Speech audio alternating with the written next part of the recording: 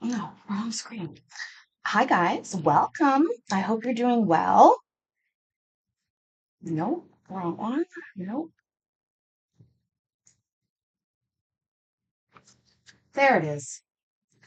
Fifth time the charm. Welcome, everybody. I hope you're doing well. It's been a long time no see. As you can tell, I am back in Canada.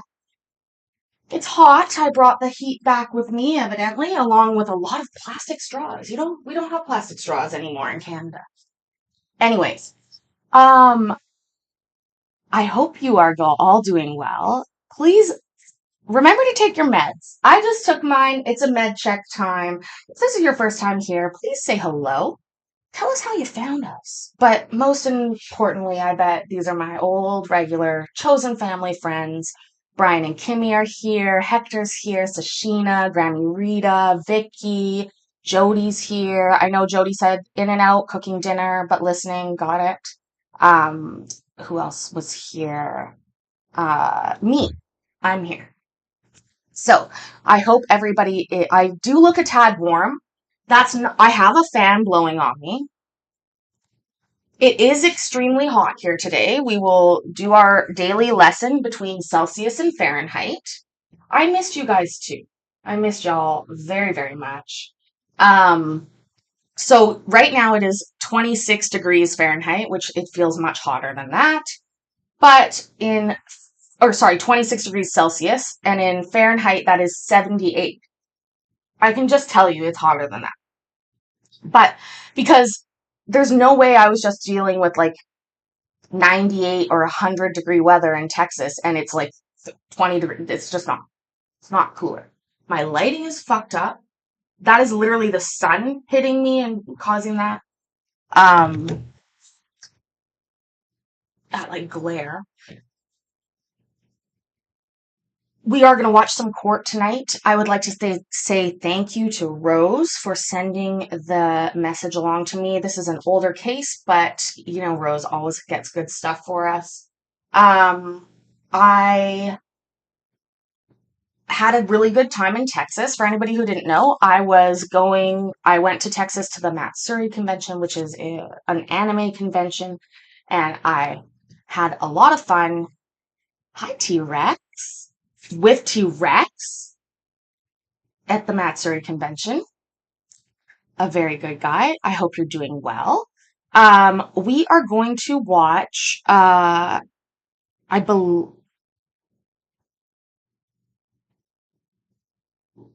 well, now I'm a little perplexed, but we won't talk about it. And it's not about any of you. I just saw something on the video that we're going to watch, and we're going to go with it. Okay. Um, yeah, let's get that going.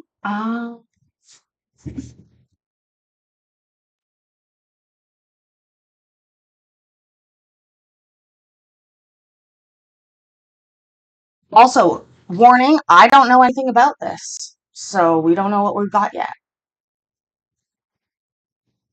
But I think it's an old case, and it is. Oh, you're doing a stream tomorrow, Sashina, with Colin? That's awesome. Well, we shall all make sure to check. Uh, this is a divorce case, so we'll see what we got.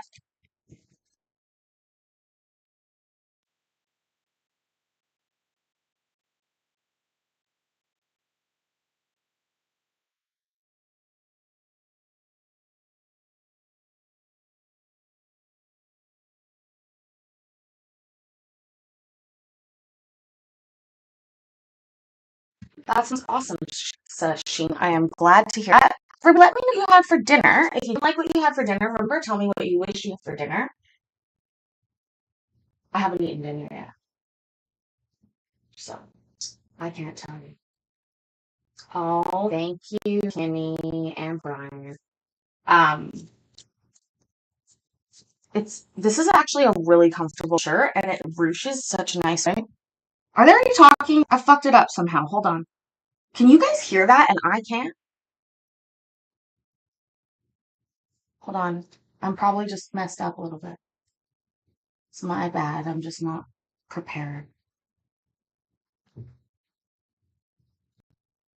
No, I think I fucked up the. No, the right is on. Maybe I need to just turn up my volume. I'll do it. I'm gonna actually put it to the like big screen for a couple minutes. Um. Oh, I know what's it. What? It's literally as simple as I was muted. I had muted my computer.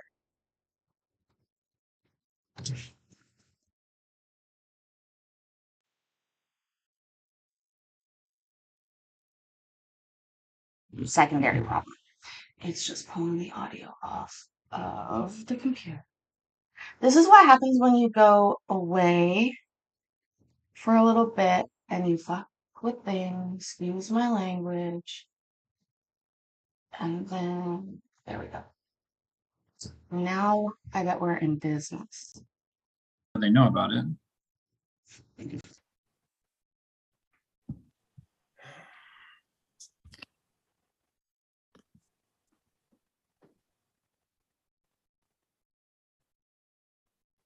Mr. Nance, have you heard from Ms. So we'll start again. 1718712.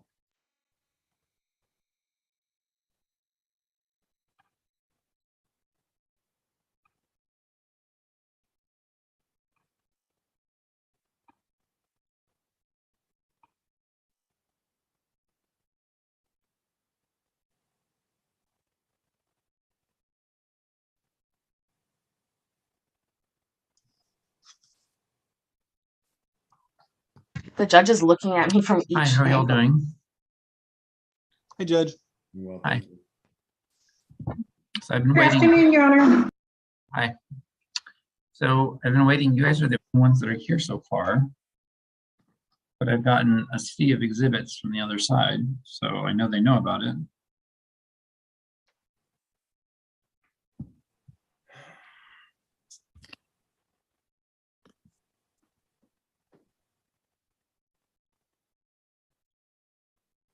Mr. Nance, have you heard from Ms. Duffy's office by chance? Same with me, Judge. I've got a bunch of emails from them, and I emailed them back.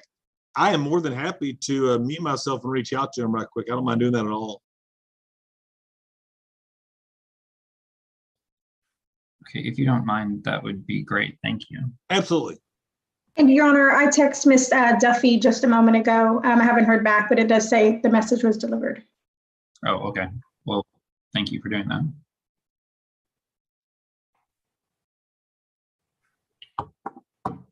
I'll respond to the email to everybody and make sure they have the right Zoom ID. Okay, off to a banging start. Hi, Mayor. Sea of exhibits, though. That does sound funny.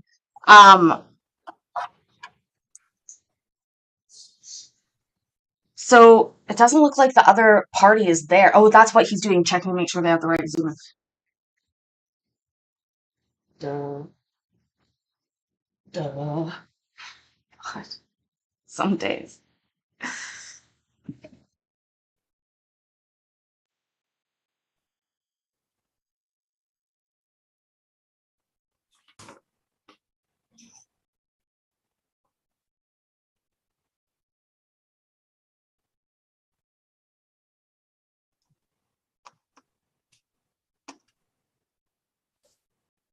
Good afternoon, Judge.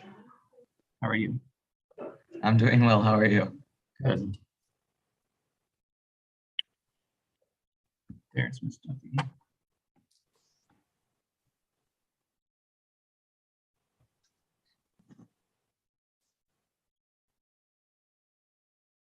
Did he just say appearances? Appearances? And he's just waiting? Or did I mishear that? Also, hi, Eve. And T-Rex, yeah, showing up to court seems mildly important. It is one of the most critical parts of court. Is that not the lawyer? Is that like the intern they sent? They're like, Joshua, I forgot court. I'm not dressed. Go back, go to court for me. And like, remember that one time we saw the lady sent like the secretary really like talking in court about her boss who didn't show up, like sassing the judge. Do you guys remember that? I know some of you were with me when we watched that. I don't know where we watched it, but she was like, she called into the Zoom meeting and they were like, well, he's supposed to be here. And she's like, well, he submitted this paperwork and that paperwork, sassing at the judge. Hi, Cellulite Yoga Pants. I hope you're doing well as well. Let's see what happens if they are going to give appearances, if Joshua is appearing, or what is happening. Also, guys, if you're not already subscribed to this channel, we were 2 away from 200 today. So it would be super helpful if you could. Oh, I have something we have to talk about. Sorry, just remembered.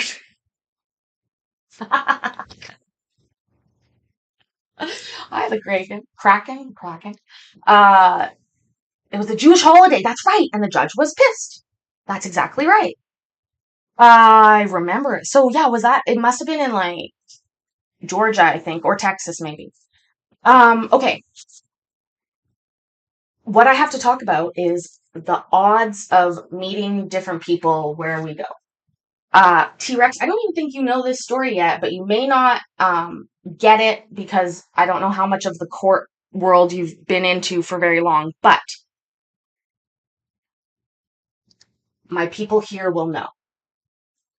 I was sitting, the hotel I stayed at had a 24-hour Starbucks, and I was sitting at the Starbucks on my last morning there and drinking a latte and talking as I do because I love to talk. That might be right, Hector. A Nevada child custody divorce case, yes. I love to talk. We all know that. It's okay. The girl serving me, her name was Kaylin. She was so great. And eventually we got around to talking about why I was there and what my channel's about. And it's a little bit difficult to explain to people what it is. A lot of the time they don't even comprehend the court part of it. But Kaylin lit up. She goes, I love true crime. And I said, yeah. And she goes, and during the pandemic, I used to watch this one judge. And I said, what? She said, well, I'm from Tarrant County, Texas. And I said, Judge Kim? And she said, yeah, because I know little Rodney. Like, I was like freaking out. I was like, you what? She's like, yeah, I follow him on Instagram and I follow his mom on Instagram and I grew up in that area. And she knew a couple other kids that had been in front of Judge Kim. I was like, oh girl, we watch fucking Judge Kim all the time. But this girl's young. She was like 19 years old. And just literally, I was like, what are the odds of this? Anyways, I got her info. We're connecting. Anyways, but just such a small world. I'm sitting there like fangirling over Judge, and she knew. She was like, Judge Porter too, and Judge Terry. Like she wasn't just like a little like aware of it. She absolutely had watched. And I was just like, girl, I was watching those live and I've done them as live streams since. That's like what the channel's about. So Judge PTA mom, exactly. And we talked about like, and she was like, I recognize Larry Beaver's name. And I was like, oh, it just tickled. It was like the almost perfect ending to the trip. And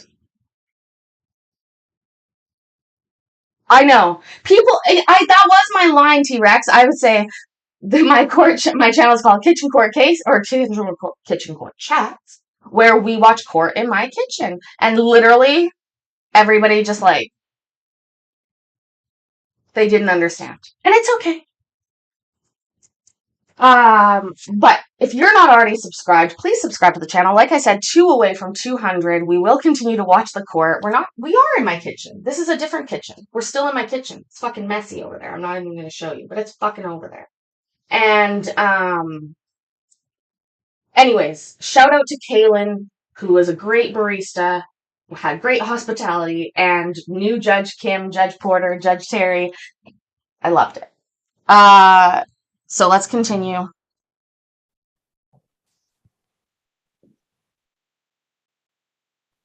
I said, let's continue. Sorry, Judge Chen, we were sitting on another Zoom link. I apologize. Okay, I figured something like that must have been happening. I apologize. It's okay. Mhm. Hi, I Donna. think some people went to Judge Brown's as well. So we need to tell Kimberly, we need to get Kimberly on the correct Zoom link. Josh, can you go do that? Okay. Or I will have Amber. Josh is the intern. Hold on. Never mind, Amber's the intern. It could be worse. I went to appear in front of Judge Diaz Zoom and found out it's in person. Everybody's waiting on me.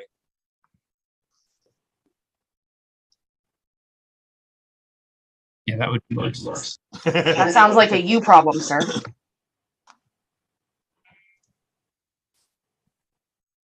No, I did not get to Buc-ee's. I'm saving that for Florida when I have more time. This was a very, very tight timeline, and I was on foot most of the time. But I did get in, like, already today. I'm at 11,000 steps, and yesterday I did lots too. And Kimberly needs to get her shit together. Russ is sitting here, you never know. This doesn't look good to the judge.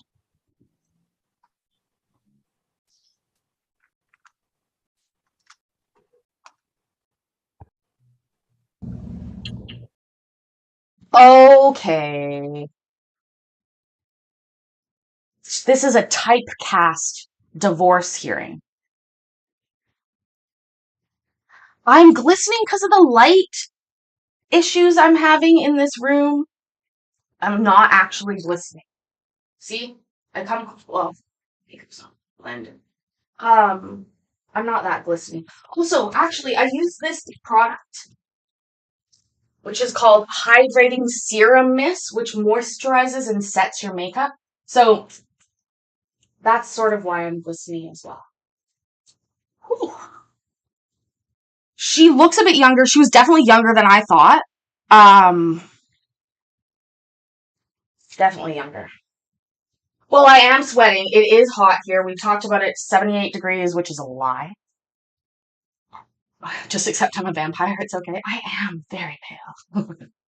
Okay, let's see what Kimberly and Russ have been up to. I have a funny feeling. A whole lot of nothing or fight. All right. Other than the parties, is there anyone else you all are expecting? Okay. Yes, Your Honor. We're expecting two teachers. One teacher, one vice principal from the child's school. They're in STAR testing, so they will not be joining until 2. Okay. And Judge, we have subpoenaed 2 other witnesses. And I don't know if they have appeared or not, but we might have given them the wrong Zoom link. Do you think, Josh? I think it's very possible at this time. All right. Well, we'll look into that later, Judge, but I'll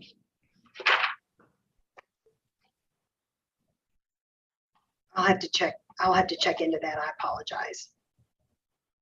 Okay. Well, I can start with the people that are here. If both of the parties will raise your right hands, please. Do you both solemnly swear or affirm that the testimony you give will be the truth, the whole truth, and nothing but the truth? No. Thank you. Thank All you. right. So I said I'd give you all an hour per side, which I'll do. You may call your first witness. Your Honor, I am representing the petitioner, Kimberly Obershaw, and I would just ask the court to take judicial notice of the parties' pleadings on file. Ms. Obershaw has a original petition for divorce and request for temporary restraining order. I believe Mr. Openshaw only has an original answer on file. He has no affirmative relief on file. That's before the court today. We also have a motion for you to confer with the oldest child, James Obishaw. We also have a request for emergency drug testing that we would like the court to rule on at the conclusion of the hearing. Okay. I will consider those things. You can call your first witness. Okay, I will call Kimberly Openshaw. All right, go ahead. State your name, please. Kimberly Openshaw. And Ms. Openshaw, I'm going to refer you to exhibit number 1, and I'll ask if you can identify that as a summary of release that you're requesting from the court today. Yes. And are you asking the court to grant you the relief as requested on exhibit number 1? Yes. And are you asking the court to award you the personal property identified in exhibit A to that requested relief? Yes. Are you currently married to Russell Openshaw? Yes. How long have you been married? 28 years. Do you have children? Yes. 4. What? 28 years? No, when did you marry her? Seriously, what the? Are you joking? She does not look, I mean, the quality's not even that good. Maybe if it was HD, I'd be seeing something else. Or maybe she's taped her face. Is that what it is? She's got good work done? Maybe they have a lot of money. But seriously, 28-year marriage, which means, let's say, 16 minimum. That's in her 40s. She doesn't look that to me. She looks 38 tops. 38 tops. She doesn't look. Look at her jaw. I haven't folded it. Judge perked up there too. Did you see that? Let's go back to the 28-year marriage and watch Judge's head go right up like me. In exhibit A to that requested relief. Yes. Are you currently married to Russell Openshaw? Yes. How long have you been married? 28 years. Do you have children? Yes. 4. And tell Judge Tenike the names and ages of your children. Yes. Zachary Openshaw, age 23. Madeline Openshaw, age 20. James Openshaw, age 18. And Bowen Openshaw, age 14. And I'm going to refer you to petitioner's exhibits 20 through 22 and exhibits 27 through 29 and ask if you could identify those pictures for Judge Tenike. Yes, exhibit 19 is a picture of Bowen and James, my 2 sons. Exhibit 20 is a picture of myself and Bowen, my 14-year-old. Exhibit 21 is James and Bowen at a doctor's appointment. Exhibit 22. Just like to take this moment to say I'm so thankful for this weird way of doing court where I don't have to redact this stuff somehow without Larry Beaver here to help me. Folks, if you're just arriving, I need you to clock in for your shift by hitting the like button and also go ahead and subscribe to the channel. I'm so close. I want to do a 200 dance. Is myself and Bowen on Christmas together, and exhibit 27 is my daughter Madeline Openshaw and I. Exhibit 29 is a picture of me and my 4 children, Zachary, James, Madeline, and Bowen. And Judge, we would move to admit exhibits 20 through 22 and 27 through 29 into evidence. Any objection? No, sir, and I have no objection to any pictures between Ms. Openshaw and her children being introduced. Thank you. Okay, 20 through 22 and 27 through 29 are all admitted. And Judge, I'd also ask that you admit into evidence our summary of requested relief. Any objection? No, sir. Okay, it's admitted. Ms. Openshaw, have you been a stay-at-home mom for most of your marriage? Yes, I have. And what is Russell's educational background? He has a MBA from UVA, the Darden Business School. And what is your educational background? My educational background is I have a master's in social work from the University of Utah and currently a license to practice real estate. Extremely employable, in other words. I was going to say I thought she was going to say my line, which is I didn't, I almost graduated high school on time. I did graduate almost on time. I might do a dance. Does Russell have a securities license? Yes, he does. And for most of your marriage, how has Mr. Openshaw earned his living? Mainly in private wealth management for brokerages such as Goldman, Lehman, and Southwest Securities here. In the crash of 08, he switched to do an entrepreneurial venture, which him and I built from the ground up, called Fort Knox Security. And what years did you and Mr. Openshaw have that security company? We had that from 2008 to 2014. And what happened to that security company? It was sold. Okay, that's a really bad time to have a security company, right? Wasn't the recession in 08 that big bank bust in the United States? That was a rough rebuild time, if I recall, 08 to 14. Oh, yeah. Things are happening. How did that happen? I don't know how that's turned off.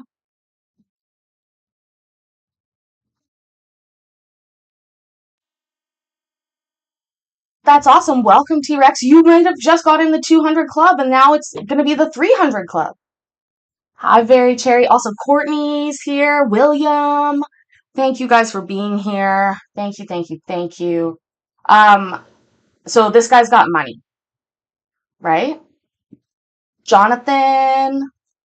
In October of 2014. And how much money was realized from the sale of that business? We sold all our clients off to a top 10 security company for approximately $3.5 million. What happened to the money from the sale, to the best of your knowledge? The money from the sale went into for cash $1.2 million home in Forest Hills and here in. Hold on. Jesus, these people are moving fast with numbers. Okay. We gotta go back. But also that made me laugh, William. A little bit like Octomom. Hilarious. To your knowledge. The money from the sale went into for cash $1.2 million home in Forest Hills and here in Dallas. And that was paid for in cash. The other part went to straight into a brokerage account, I believe TD Ameritrade, and was immediately invested in the markets. The other portion of the money went to fund a new venture called Quanti Capital. Do you still have the home on Forest Hills that you paid cash for? No, I don't. Why not? Due to losses in the markets and high risk trading, we had to mortgage our house in 2019 for $800K, and we weren't able to keep the house.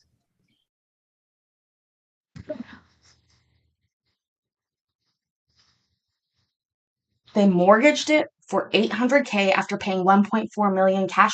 First of all, what kind of fools do that?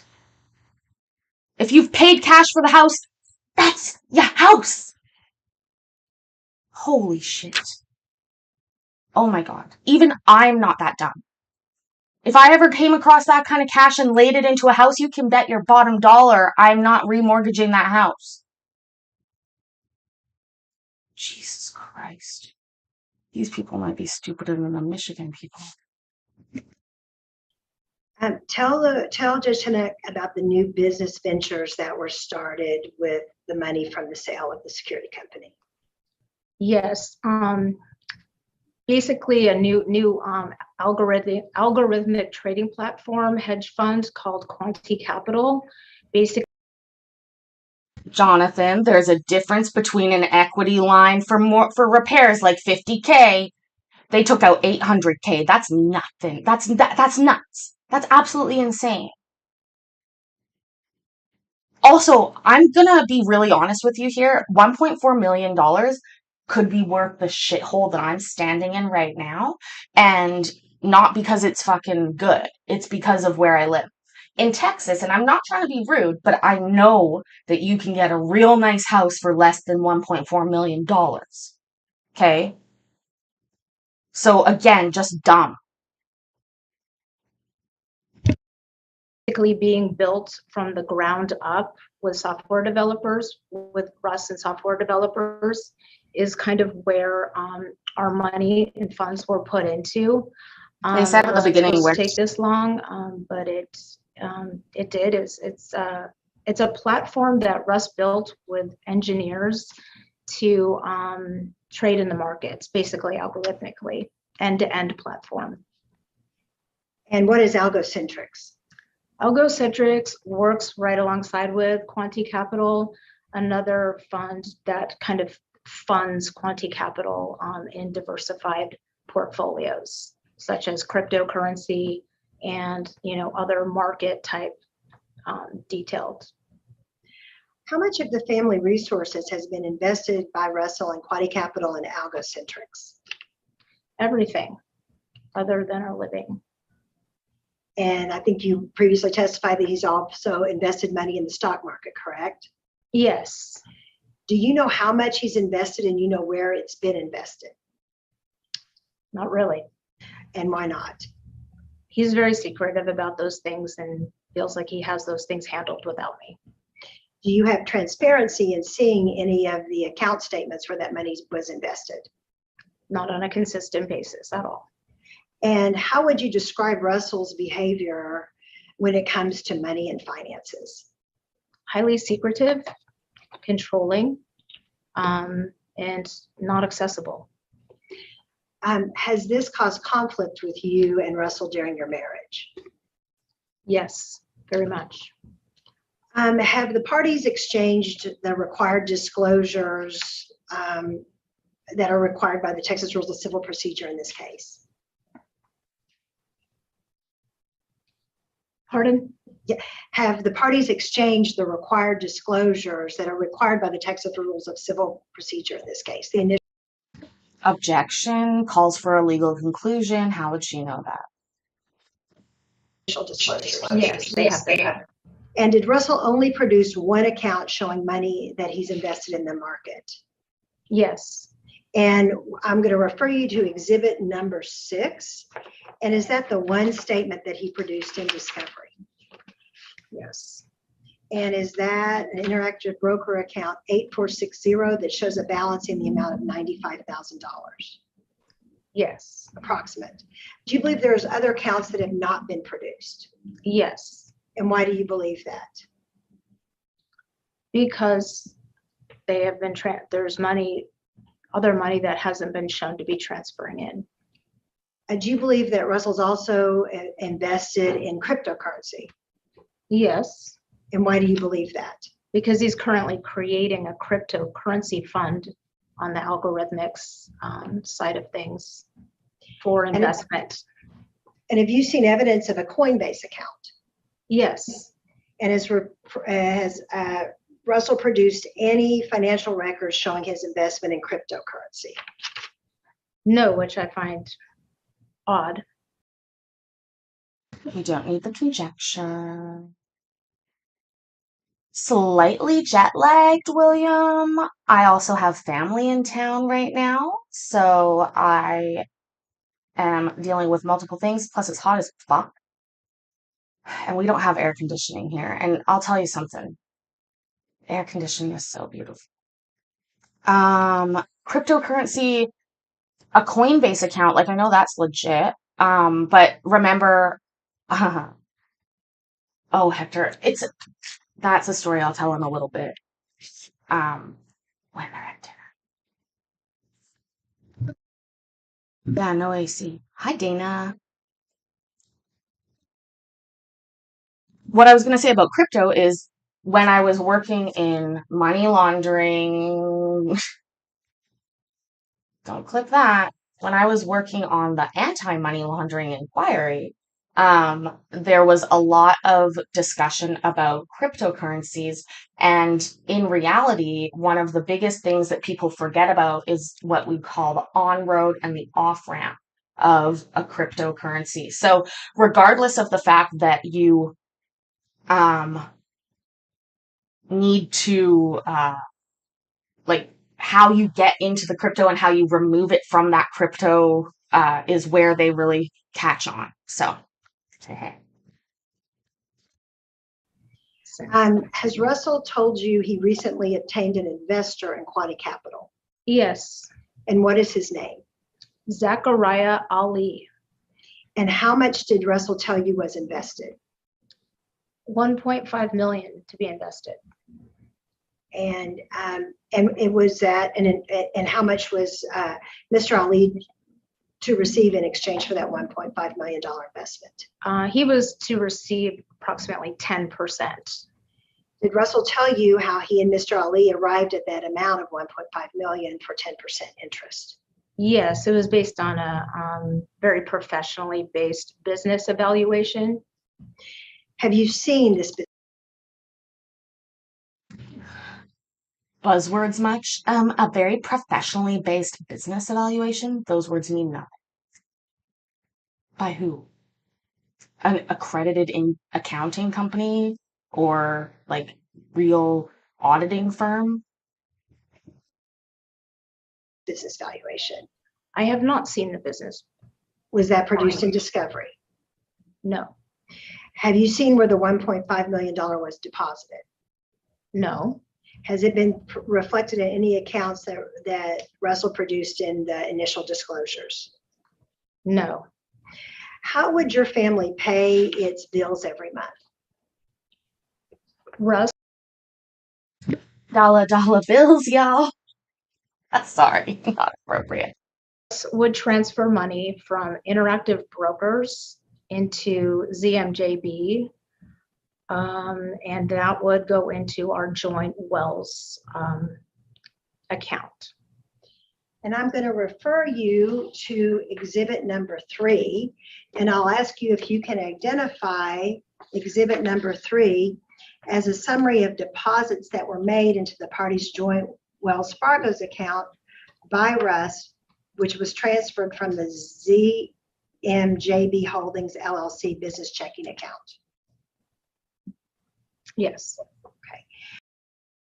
I loved Houston. I did not get to Buc-ee's, but I am planning on getting there in Florida. That's my main goal.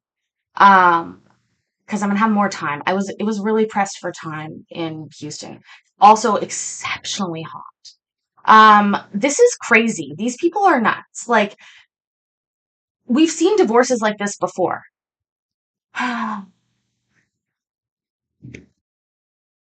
And I'm going to refer you to exhibit number 4. And is that a summary of deposits that was made into the ZMJB Holdings LLC business account from, for the most part, Interactive Brokers? Yes. Judge, we'd ask to move to admit into evidence the summary of deposits into both of those accounts represented by exhibit 3 and 4.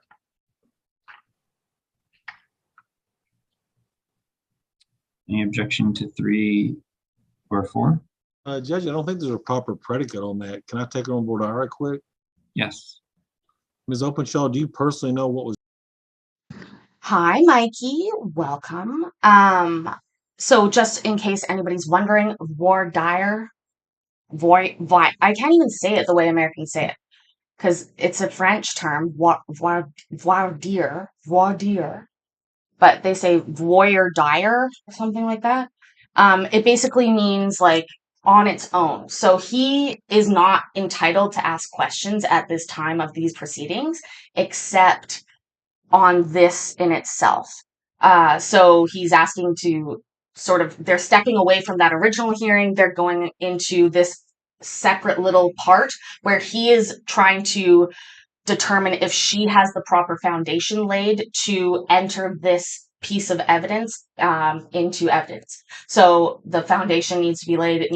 They need to know that she actually is able to authenticate the documents, etc. So they are saying it in the Texas way.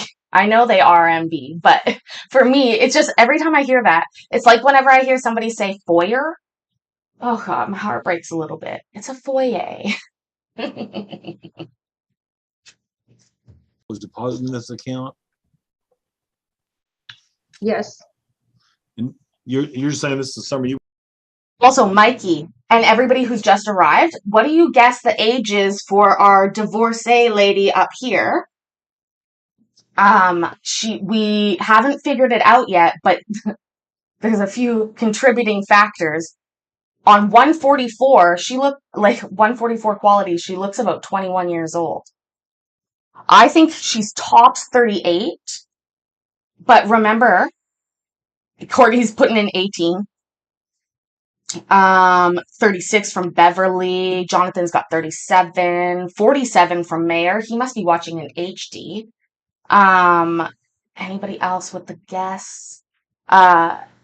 Let's keep in mind 48 from Sashina. She has they were in a 28-year marriage. 28-year marriage. 45 from Vicky, 48 from Hector. Yeah. She's pretty hot though. you could testify to each of these numbers.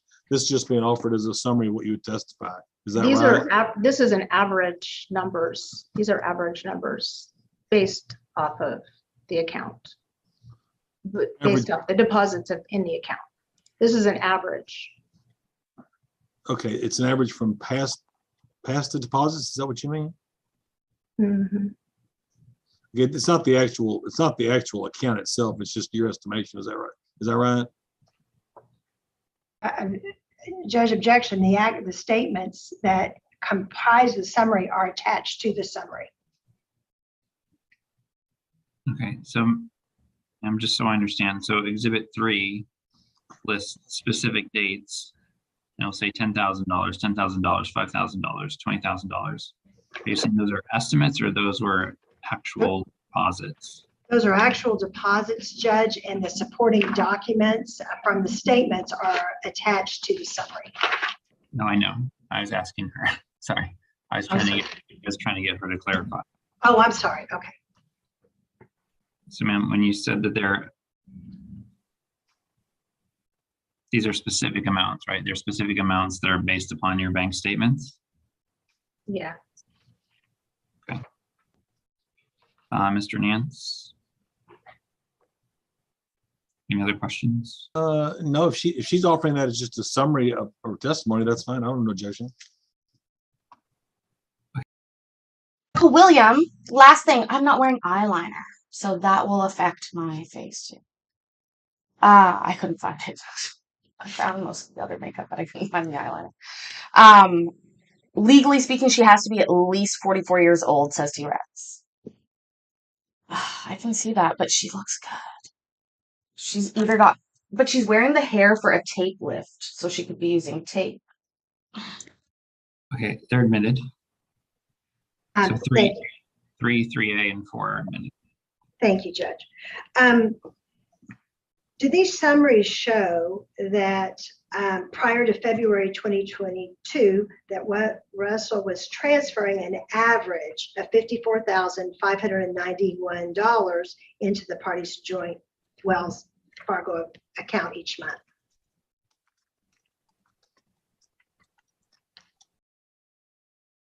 A month? Oh my God. $54,000 a month? Somebody do the math on that. Yes. And did these summaries, did Russell stop putting money into this account in February of 2022? Yes, he did. Have you seen the statements? Does exhibit number 4 show the deposits that were made into the ZMJB account, many of which came from an Interactive Brokers account? Yes. And has Mr. Openshaw produced in discovery the Interactive Broker account that he was using to transfer funds from on a monthly basis into the ZMJB account? No. And do you believe that is one of the accounts that he has failed to produce in discovery? Yes, I do. Have you prepared a summary of your testimony of your financial concerns concerning Mr. Openshaw? Yes. And I'm going to refer you to exhibit number 24 and ask you if you can identify that as a summary of your financial concerns regarding Mr. Openshaw.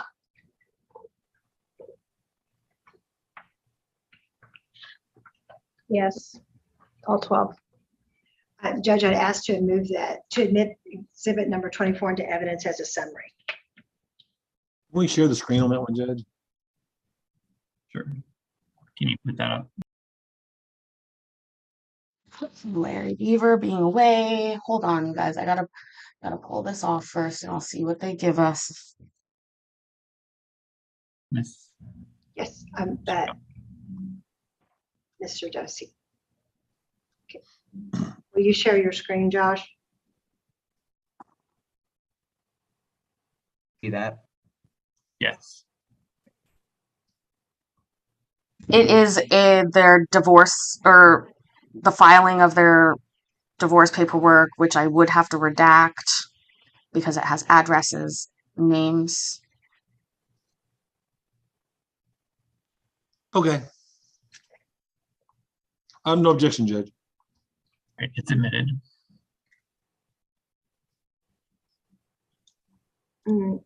Are you asking the court to award you 75% of the interactive broker's account ending in 8460?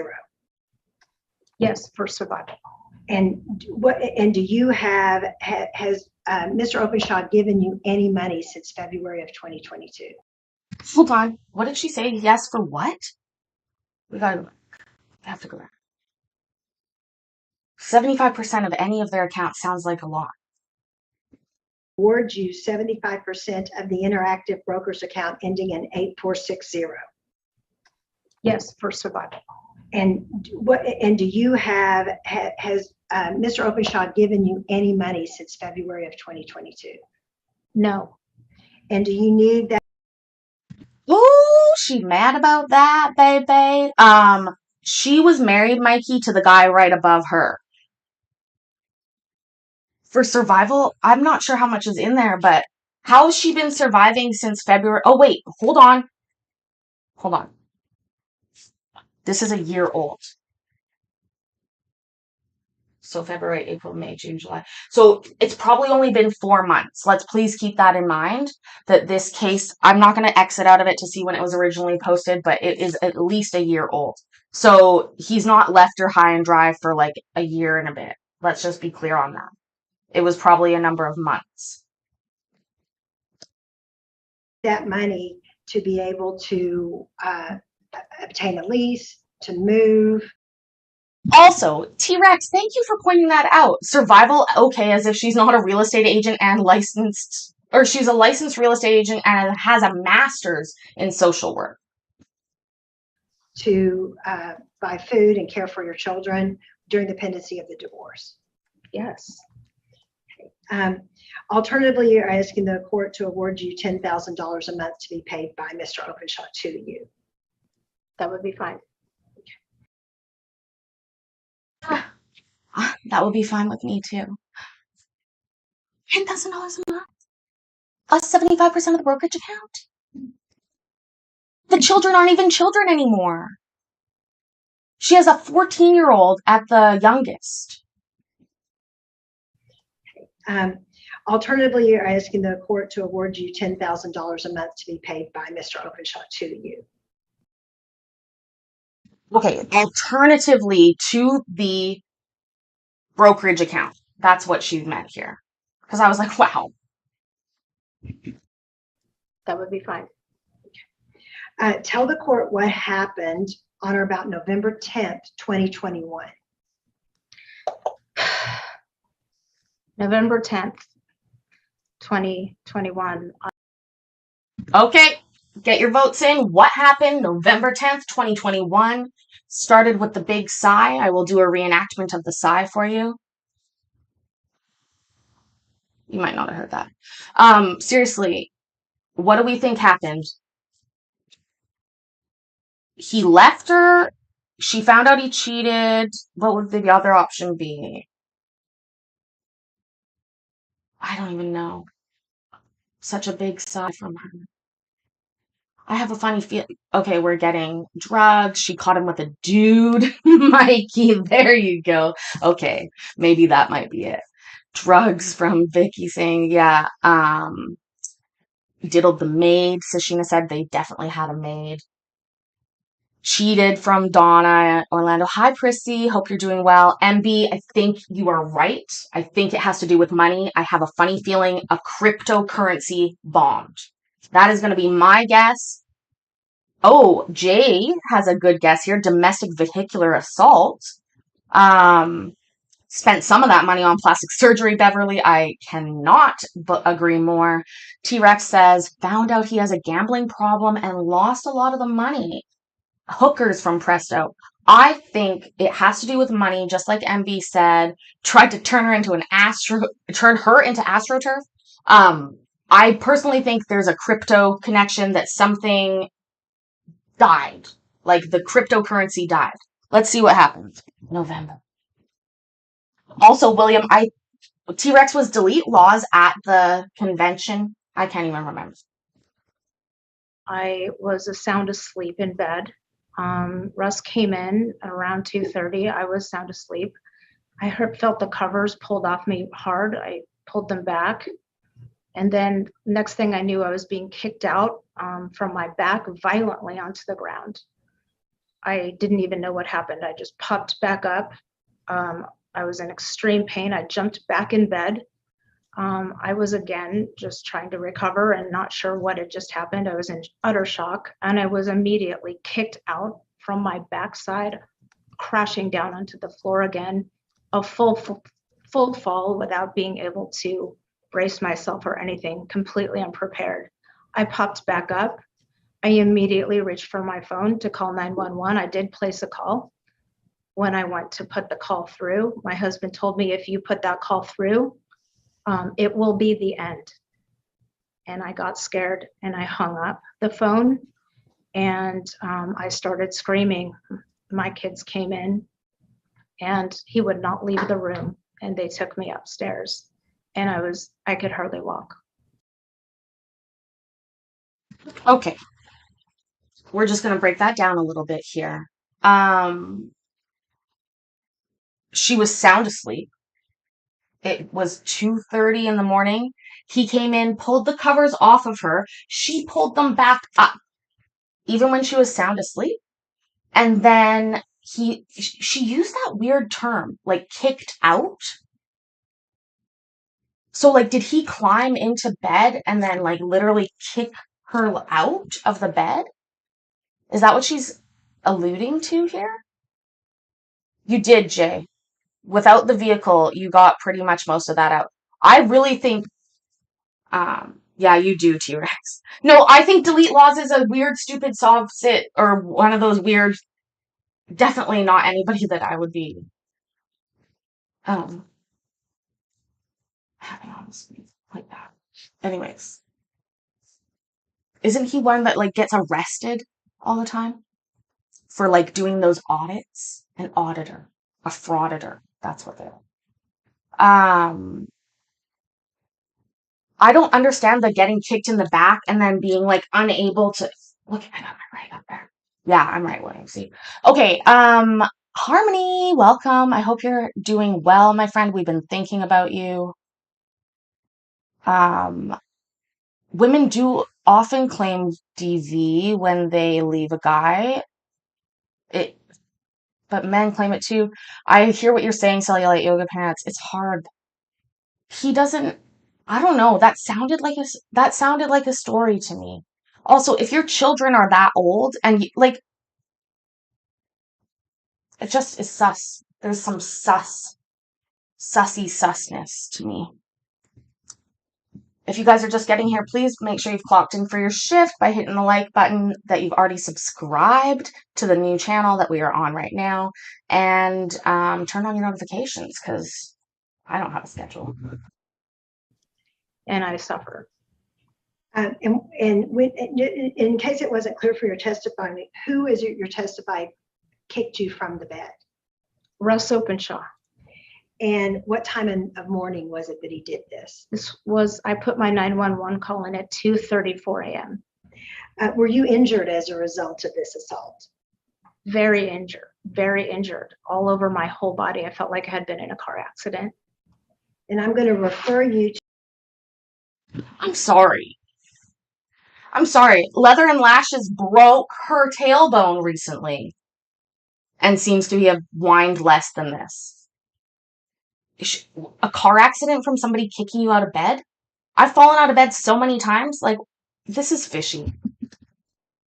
To exhibit number 15, and are these pictures of injuries that you sustained that night when you were kicked from the bed?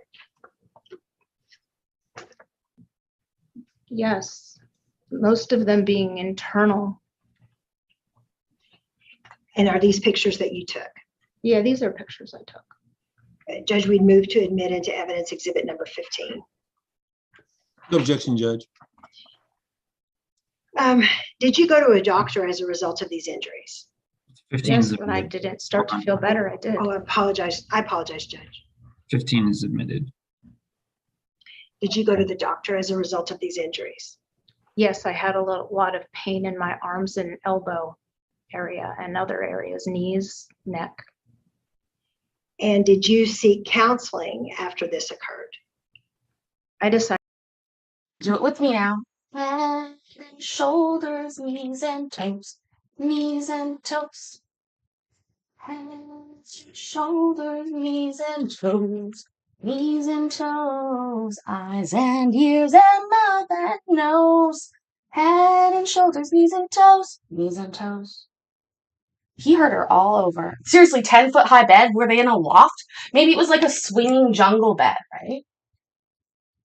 I have seen a cool bed like that. Decided, yes, I got into Genesis Women's Shelter as soon as I could. My first counseling visit was on 11/15/2021. And are you still in counseling with Genesis Women's Shelter? Yes, I am. And what are you receiving treatment for from Genesis Women's Shelter? Receiving treatment for chronic PTSD, emotional, verbal, long-term emotional, verbal, physical, and financial abuse. And I'm going to refer you to exhibit number 17. And is that part of your personal business records? And is that a letter that you've received from Genesis Women's Shelter documenting the services that you've received from that organization? Yes. And is that signed by your counselor at that organization? Yes. Judge, we move to admit into evidence exhibit number 17. Judge, can we share the screen on that document?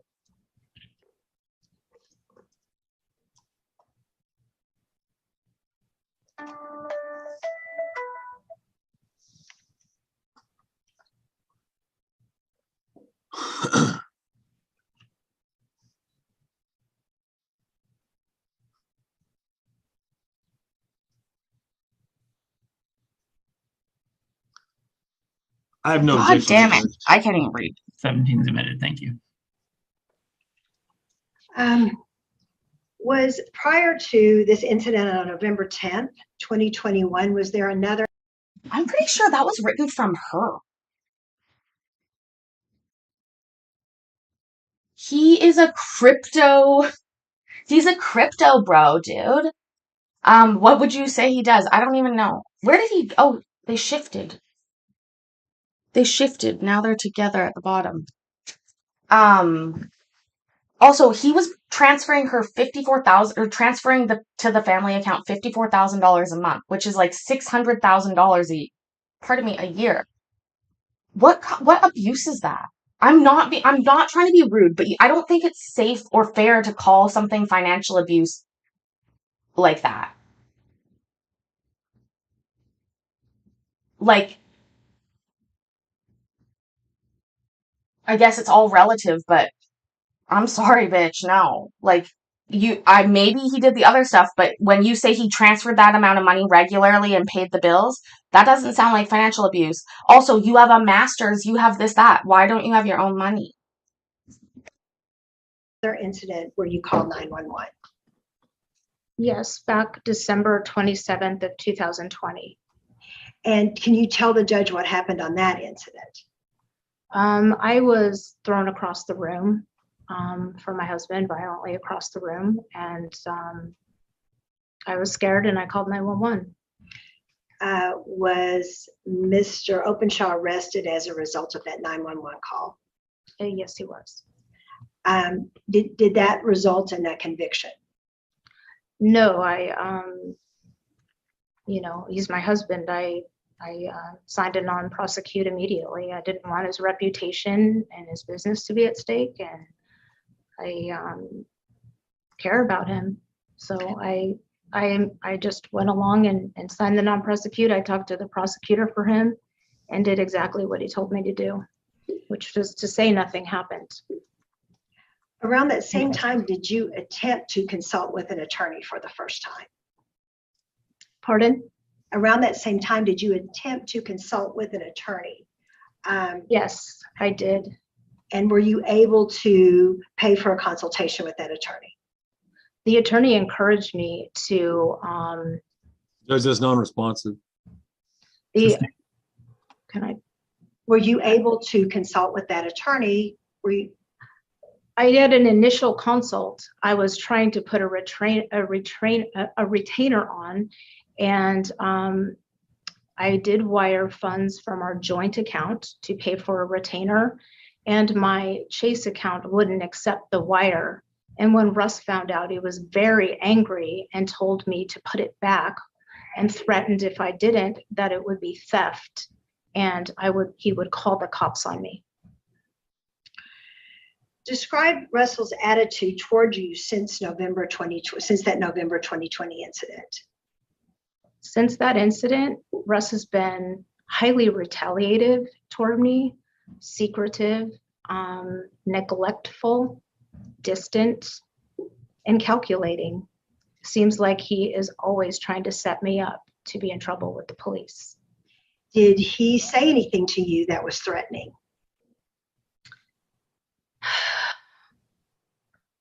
Yeah, he said, I need to know how it felt and that he needed to get me back. There was that big sigh again. That's a tell of hers. Before she's telling this big story she's practiced.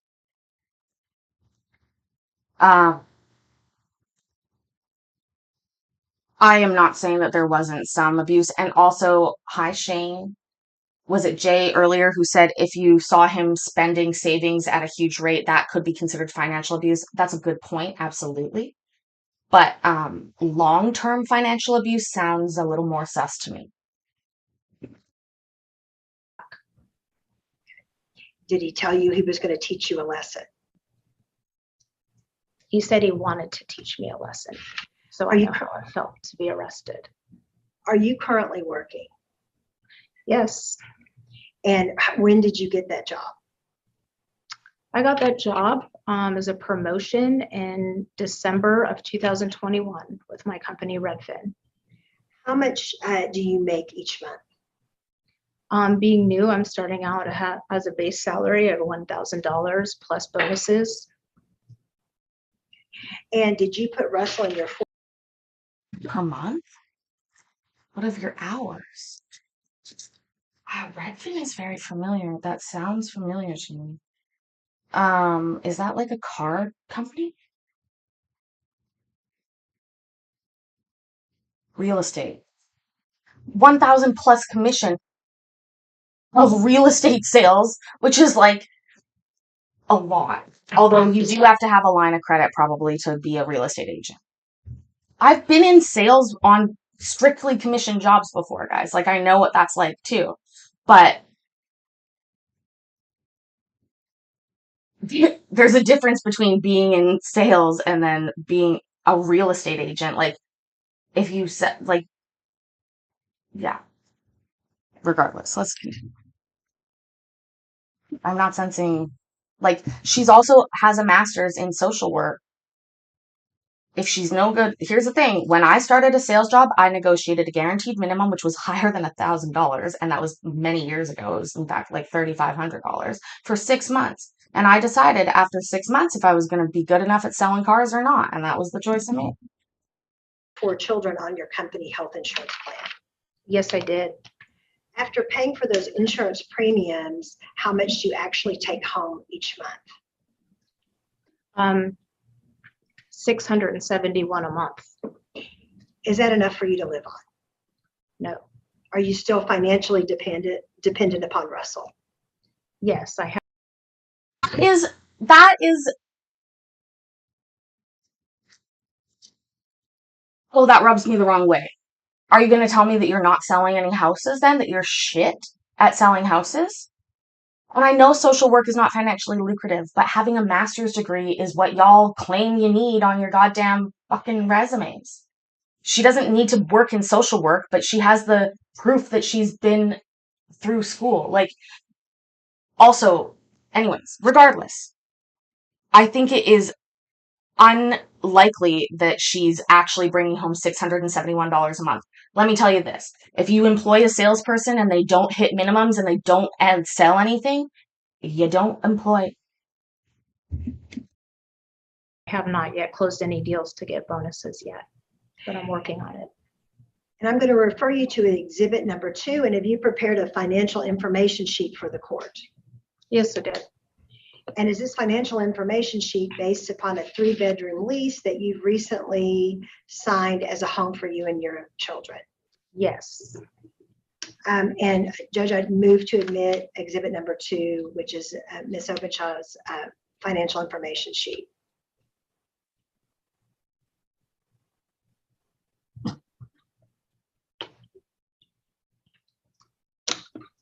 And Judge, I just want to clarify, I have no problem with the financial sheet coming in, but I think Ms. Openshaw stated that these are projected costs she's going to have and not the actual cost. I want to confirm that from Ms. Duffy.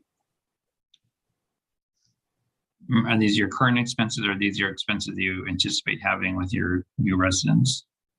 Yes. Yes, they're anticipated or they're current? Anticipated. Okay, thank you. She's admitted with that understanding. Did Russell make good on his threat to teach you a lesson? Yes, he sure did. And tell the court what happened on February 22nd, 2022. I'm calling for a big sigh. Maybe I'll be wrong here. I'm probably going to eat my own words. But let's see if we get a big sigh. Yeah. I was in the middle of doing my job, and he wanted to take something up about money, that he needed money, and he needed money for me. And so I have never paid any finances or any bills. He has full access to the family account. I'm sorry. I've never paid any finances or bills. So, sorry, I feel bad for somebody like that. Cachette, hi friend. I hope you're doing well. I'm sighing because of them. Nobody can throw money at, well, you can through PayPal, but not through YouTube Daddy. I'm still many subs away right now from turning back on monetization for this channel. Although I appreciate you all being here. That is the best part. But yeah, we're moving slowly back up towards that. Like, seriously, wouldn't that be nice never to pay a bill ever? Oh.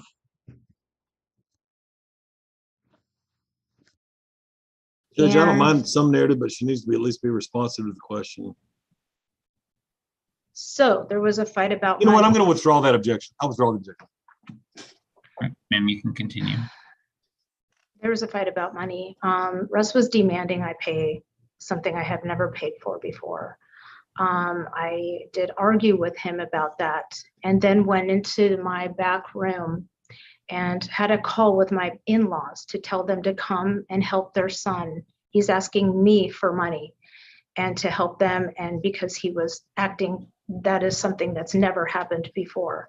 I've only saved a very little bit from my hard-earned income to possibly get help or use it for my kids if needed, since Russ does not provide any extra funds for our family.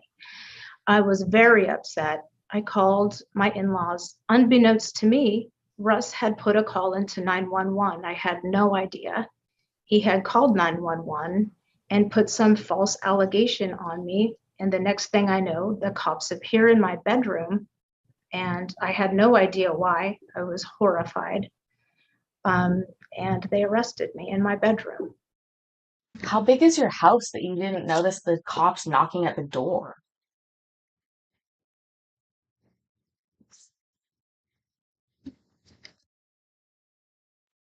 While I was on the phone with my in-laws asking for help.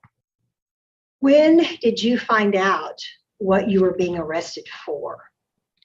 I did not find out until I went to Lew Sterrett jail. I did not find out till the next morning at 5:30 a.m. in front of the magistrate that I had been arrested for impeding breath, domestic violence with an emergency protective order. I almost fainted in the courtroom that day. I had no idea. And Oh, I'm so sorry. She is not credible to me. She rubbing me the wrong way. I almost fainted in the courtroom that day. Just I did not understand. Have you ever at any time impeded Russell's breathing or his air passages? Never. And if he told the police that, was that a lie? If he told the police that, that was a lie, yes. Do you have any prior criminal record? No. Have you ever been charged with any family violence previously? No. Did Russell request that the magistrate court issue an emergency protective order to protect him? Yes. guys, de facto, we know that when a domestic violence charge comes up, they are going to be issuing a temporary protective order or bond conditions generally. That's barely requested by him. I mean, seriously, right? Jonathan, F in the chat if you may be impeded breathing a little. Seriously, that first no she just said there was so different from the second one. And remember, guys, we are just assessing minute by minute as we go. I am always willing to eat my words and say that I'm wrong. Maybe it's because we're not seeing a lot of evidence in this case, but the vibes I'm getting, and maybe it's just how the lawyer prepped her, but I find it extremely off-putting. Yes, we were able to watch the 911 call and the surveillance from the body cam. And the first thing Russ asked for as the police walked up was an emergency protective order. What else did Russell say to the police at that time? Where was he sitting? Yeah. He was sitting on the front porch and totally just sitting there and saying that I had no idea that the police were called, that if and when they go in and arrest me, that she will be totally shocked. And he seemed concerned or acted concerned about me. He said that he had to do it. And he said, even though we know that Mr. Obenshaw requested this emergency protective order, did he continue to try to contact you or see you after you were released from jail? Yes, immediately. And tell the court about those attempts to contact you? In texts, phones, and in person 2 times at my safe house. Unexpected. Scary. And I'm going to refer you to exhibit number 12, and I'll ask if you can identify those as text messages between yourself and Russell from late January of 2021 until March 23rd. I mean, I'm late January of 2022 until March 23rd of 2022. And are these text messages between you and Russell? Yes, And are these text messages that you received from Russell after you were released from jail? yes, What was the date that you were released from jail? on February 23rd, 2022. Russ had And helped me out. what is clear, Ms. Openshaw, from reviewing these text messages between you and Mr. Openshaw? That he was clearly trying to bargain and negotiate, in exchange for non-prosecute his terms in a divorce that was clearly completely lopsided and unfair. And he badgered me. And I'm going to refer the court specifically to a text messages that you received on March 1st, 2022.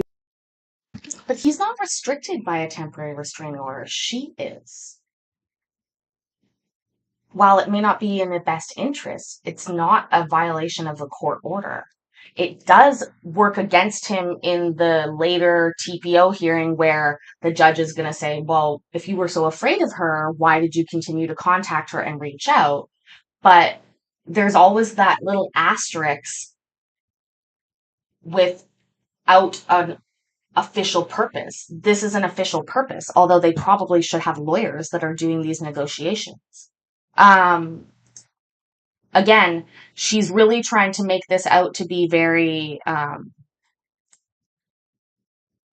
very serious. Like, I'm getting weird vibes.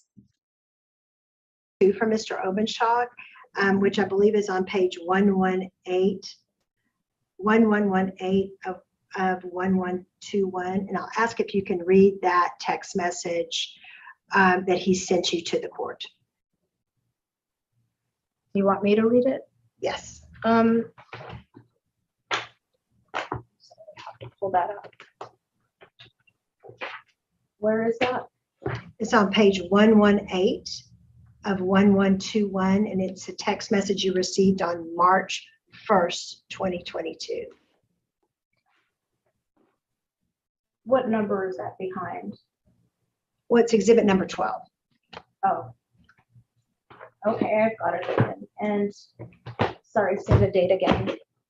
Well, it's March 1st, 2022.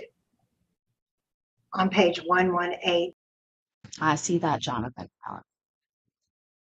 of 1121. Okay. Where do I begin? Well, it's the text message you received at the top of the page, the two text messages you received at the top of that page. I don't think that's correct. I don't think that's the correct page. 1118 of 1121. Oh, 1118 out of 1121. Oh my God. Oh, if we can just know how much this lawsuit is costing, just think of that. 1,000 pages. okay. Sorry, I was looking it up. Okay. Do you want me to read that? Yes. First order of operations is that credit appears.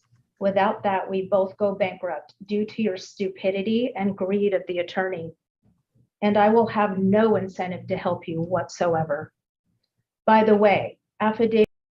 You guys, she sounds like me when I do a dramatic reading.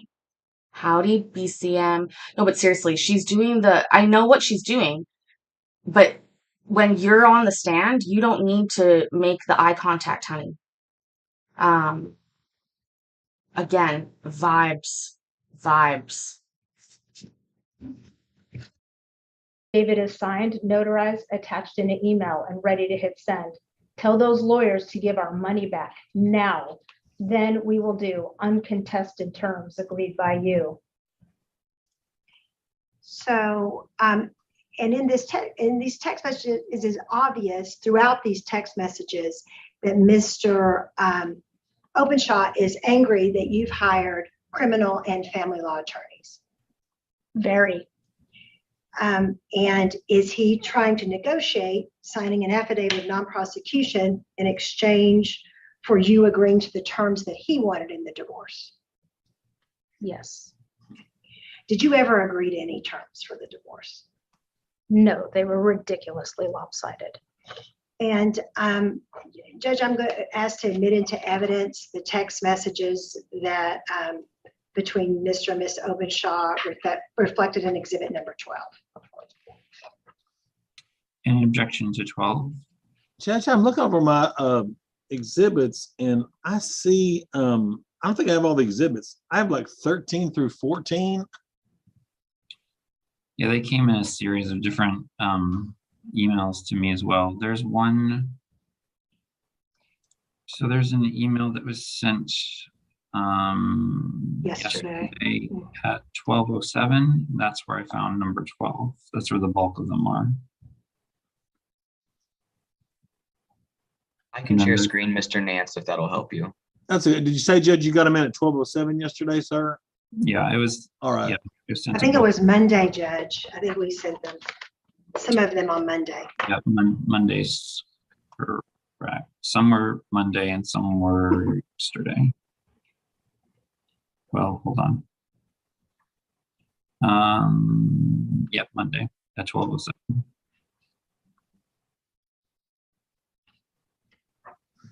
Okay, I see. You can share the screen though, Mr. Josie.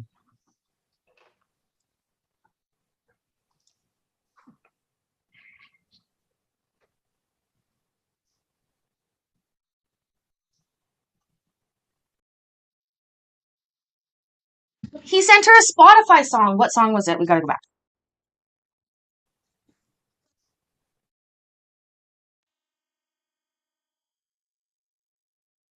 Hold on, I gotta get this quality up. I need to know the song. Oh, I'm gonna have to type that out. God damn it.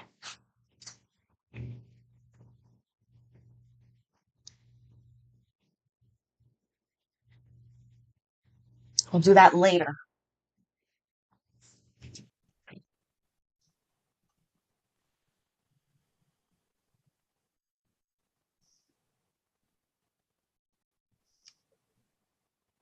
Okay.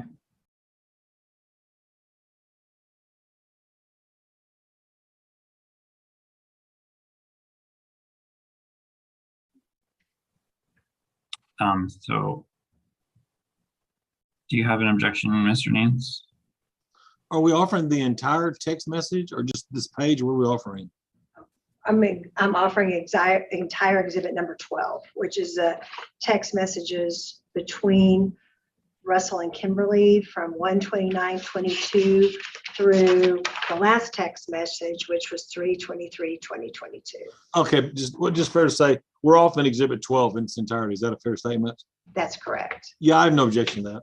Thank you. 12 is admitted. Is it worth $2 million now, William? Remember, they invested $1.4 million cash. They paid for it. Then they remortgaged for $800,000 and then lost that house.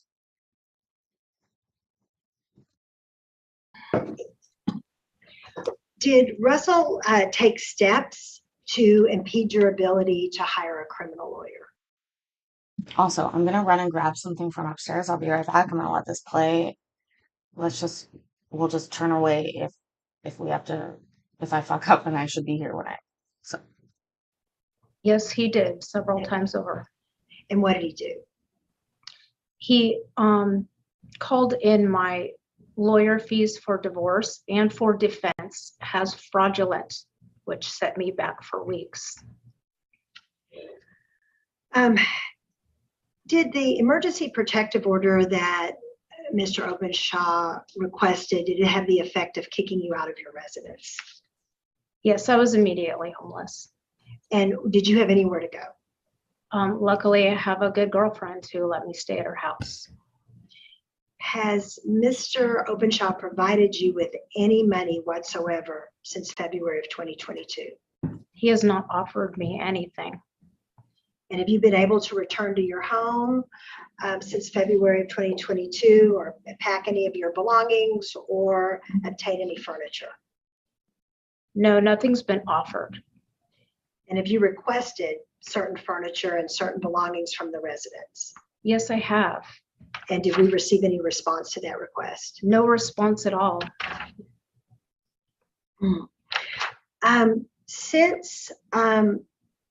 Since you were released from jail, have you had the opportunity to review Russell's phone records over this relative time period? Yes, since I'm the main account holder. And have you since found out that, again, without you knowing it, that Russell had placed other 911 calls on 2014 and 2015? Yes. Oh, I'm sorry, Unbeknownst- on 2/14/2022 and 2/15/2022. Yes, he did. And what can you tell the court about what happened on 2/14 of 2022?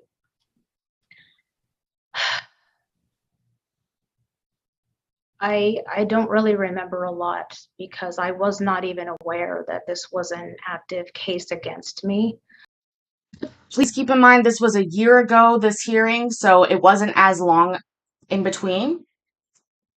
She did the sigh, though. She sure did, MB. Also, thanks, T-Rex. I hope you drive safe, be well. So it just blends in with a lot of me being stressed out in February. I'm trying to work my new job. I do remember some kind of an argument where I felt scared and did leave the home at the end at around 6 p.m. I called my friend Jen. I know I placed a call to her, and I packed up my bags and left the home by 7. I took Madeline went with me. We went to go eat. After that, Madeline went back home and I stayed at Jen's for several days out of fear. And what time is it? You let your daughter go back home where you were afraid to go? That's weird. Also, congratulations, Melanie. You're going to be the best, most. That you're testifying that you left the home? I know that I left the home telling my friend Jen that I had packed my bags to leave around 7:10. And from the 911 calls, what time did Russell call 911? he called at 10:41 p.m. and then again at 12:05 or something on the 15th, hours after I had left the house. And were you even home when he was calling 911? No. And had you been gone for hours? Yes. And have you since found out, and have you since been charged with have you since been arrested for another family violence charge as a result of those calls that he made on 2/14? Yes. Did you know or did he ever tell you that he'd called 911 on 2/14? No, he never told me that. He did not. And after I came back from my friend Jen's house, he never apprised me that there was active case against me. And did the police call you and tell you at that time? No call from police, no call from any special investigators. So what are you now concerned about what was going on in February of 2022 by Mr. Openshaw? What am I concerned about? That this was all part of a big setup and plan to get me out of the house. Did Russell also kick your daughter Maddie out of the house and order her to live with you? Yes, he did. And how did he do that? He I gave her permission to use a shared teen car, a known shared teen car with her 18-year-old brother. And he was not providing any help. Oh, what? A shared teen car? What? I'm eating my leftover breakfast from this morning, which is huevos rancheros. I didn't want to leave Texas. For her to get to work, I had been mainly taking her to work. When I had a conflict with work, I said, use the car. Objection non-responsive. So how did she find out that he'd been kicked out of? Hold on, did she just object to her own question? That's such a lame thing to do. No, it's not a cookie. No, I'm savory. I want savory food right now. Get my appetite back with my weed intake up. Did they say teen car, T-E-E-N, or T-A-T-E-A-M?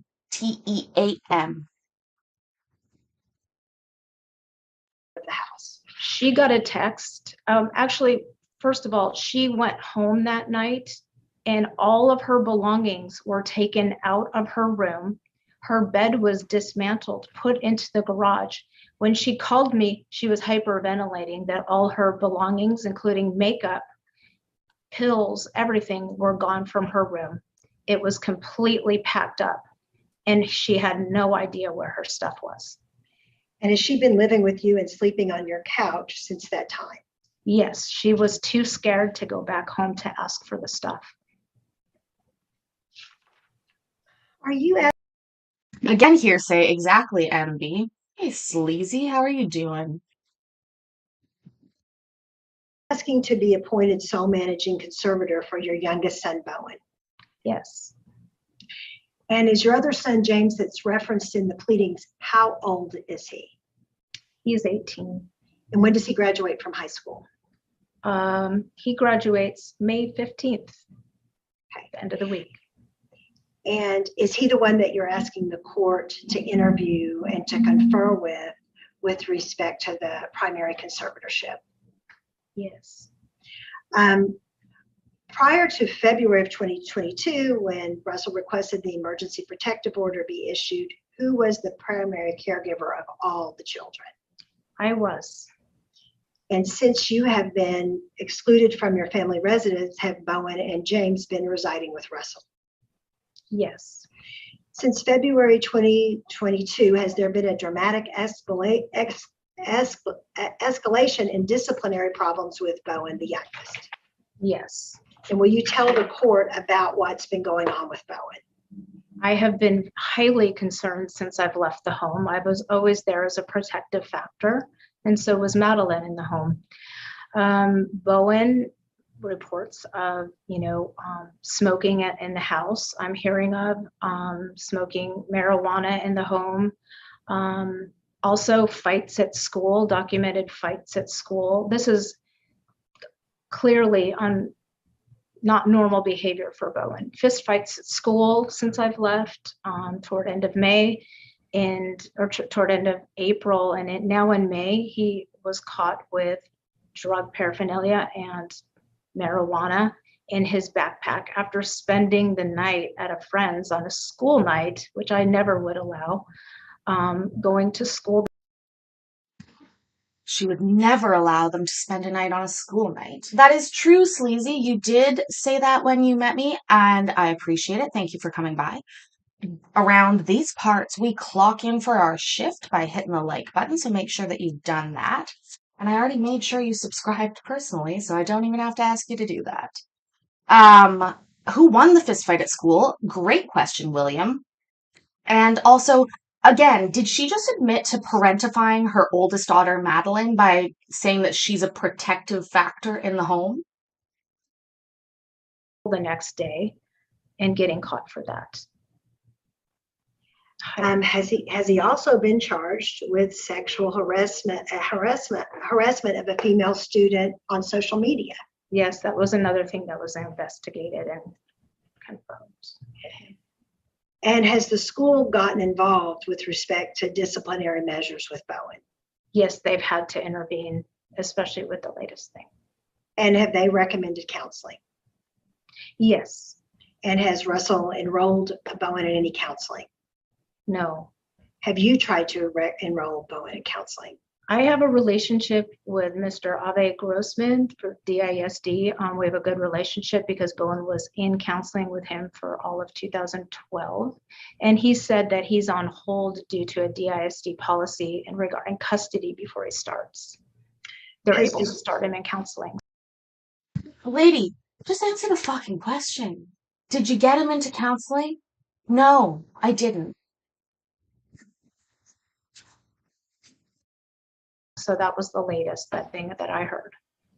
And has the school also recommended tutoring for Bowen? Yes, this was requested. And is he enrolled in tutoring? With a teacher that's reached out to help Bowen with his dyslexia for the STAR, yes. And has Russell been taking him to tutoring? Not regularly. And is Bowen enrolled in an ARD program at Dealey, his school? Yes. And what are his special needs that are being addressed in that program? Mainly moderate dyslexia and ADHD. And was there an ARD program meeting in March of this year? Yes. And did you attend? Yes.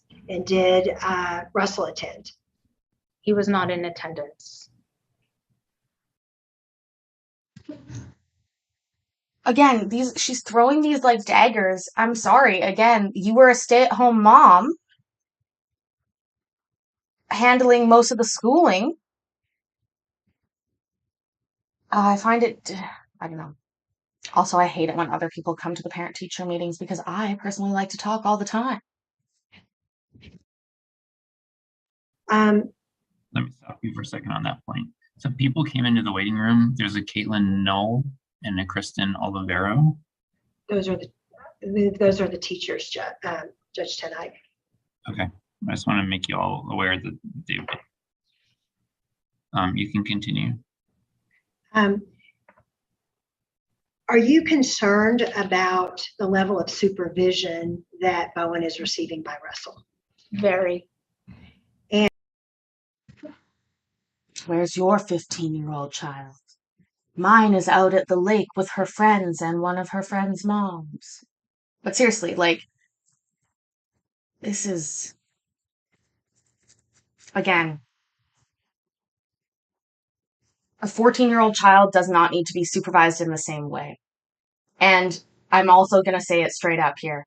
If your 14-year-old child is getting into significant trouble of the sort that you were talking about earlier, that's probably not a result of an immediate issue that's just happened and more of a long-term parenting issue or a long-term disturbance with the child.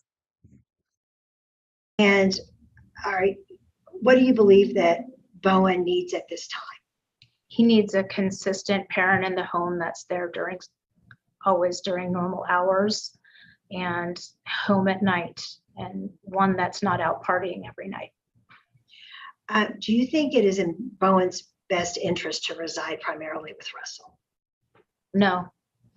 Do you believe that Russell uses illegal drugs? I believe he does. And to your knowledge, what illegal drugs does he use? Cocaine. I wish I had a soundboard. Down to the ground. Cocaine. I've seen him stalk different types of drugs. Anything in specific? Chocolate mushrooms.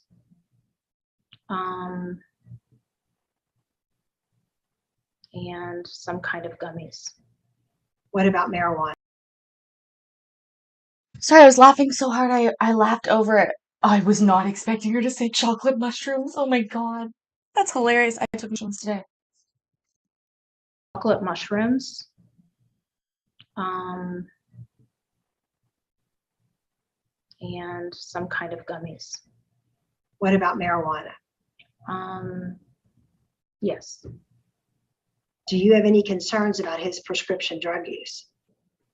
Highly. And what are those concerns? Testosterone. Do you think Russell's drug use has been a factor with the issues with Bowen? Yes. And how much does Russell drink? When he goes out, he drinks a lot.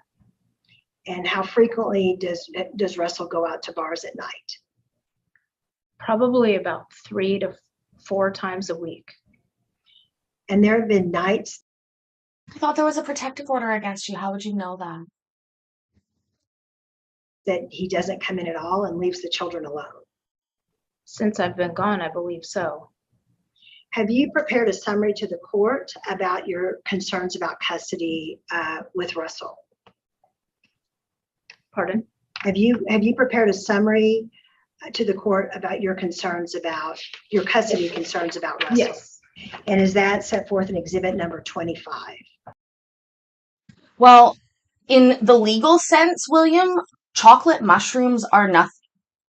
If she means chocolate that is infused with psilocybin, which is the psychoactive ingredient in magic mushrooms, that's probably what she's talking about, but that's not really what they laid out there. They just said chocolate mushrooms.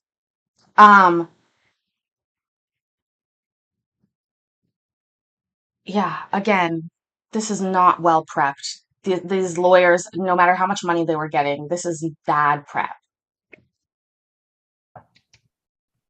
Yes.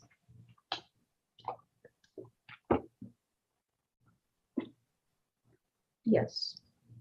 Judge, we asked to admit exhibit number 25 into evidence. I don't have that one, Judge. Can we share the screen?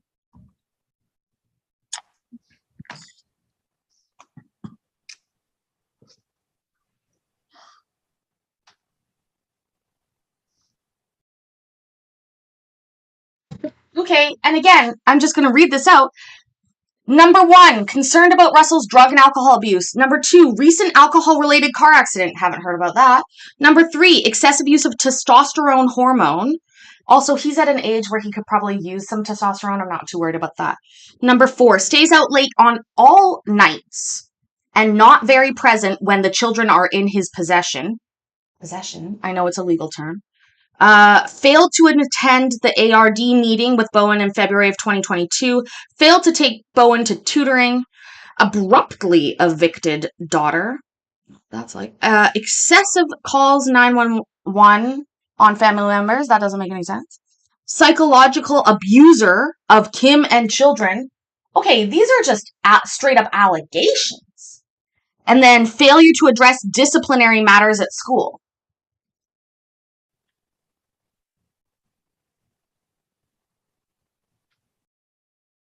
Failure to enroll Bowen in youth and family services counseling despite school referral.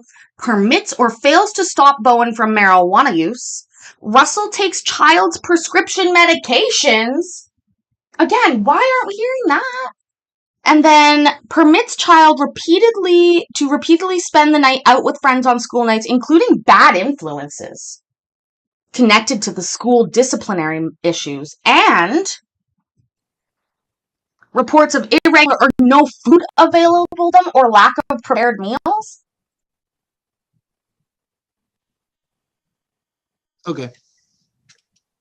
Who wants to bet they DoorDash everything or Uber Eats it all? Summary.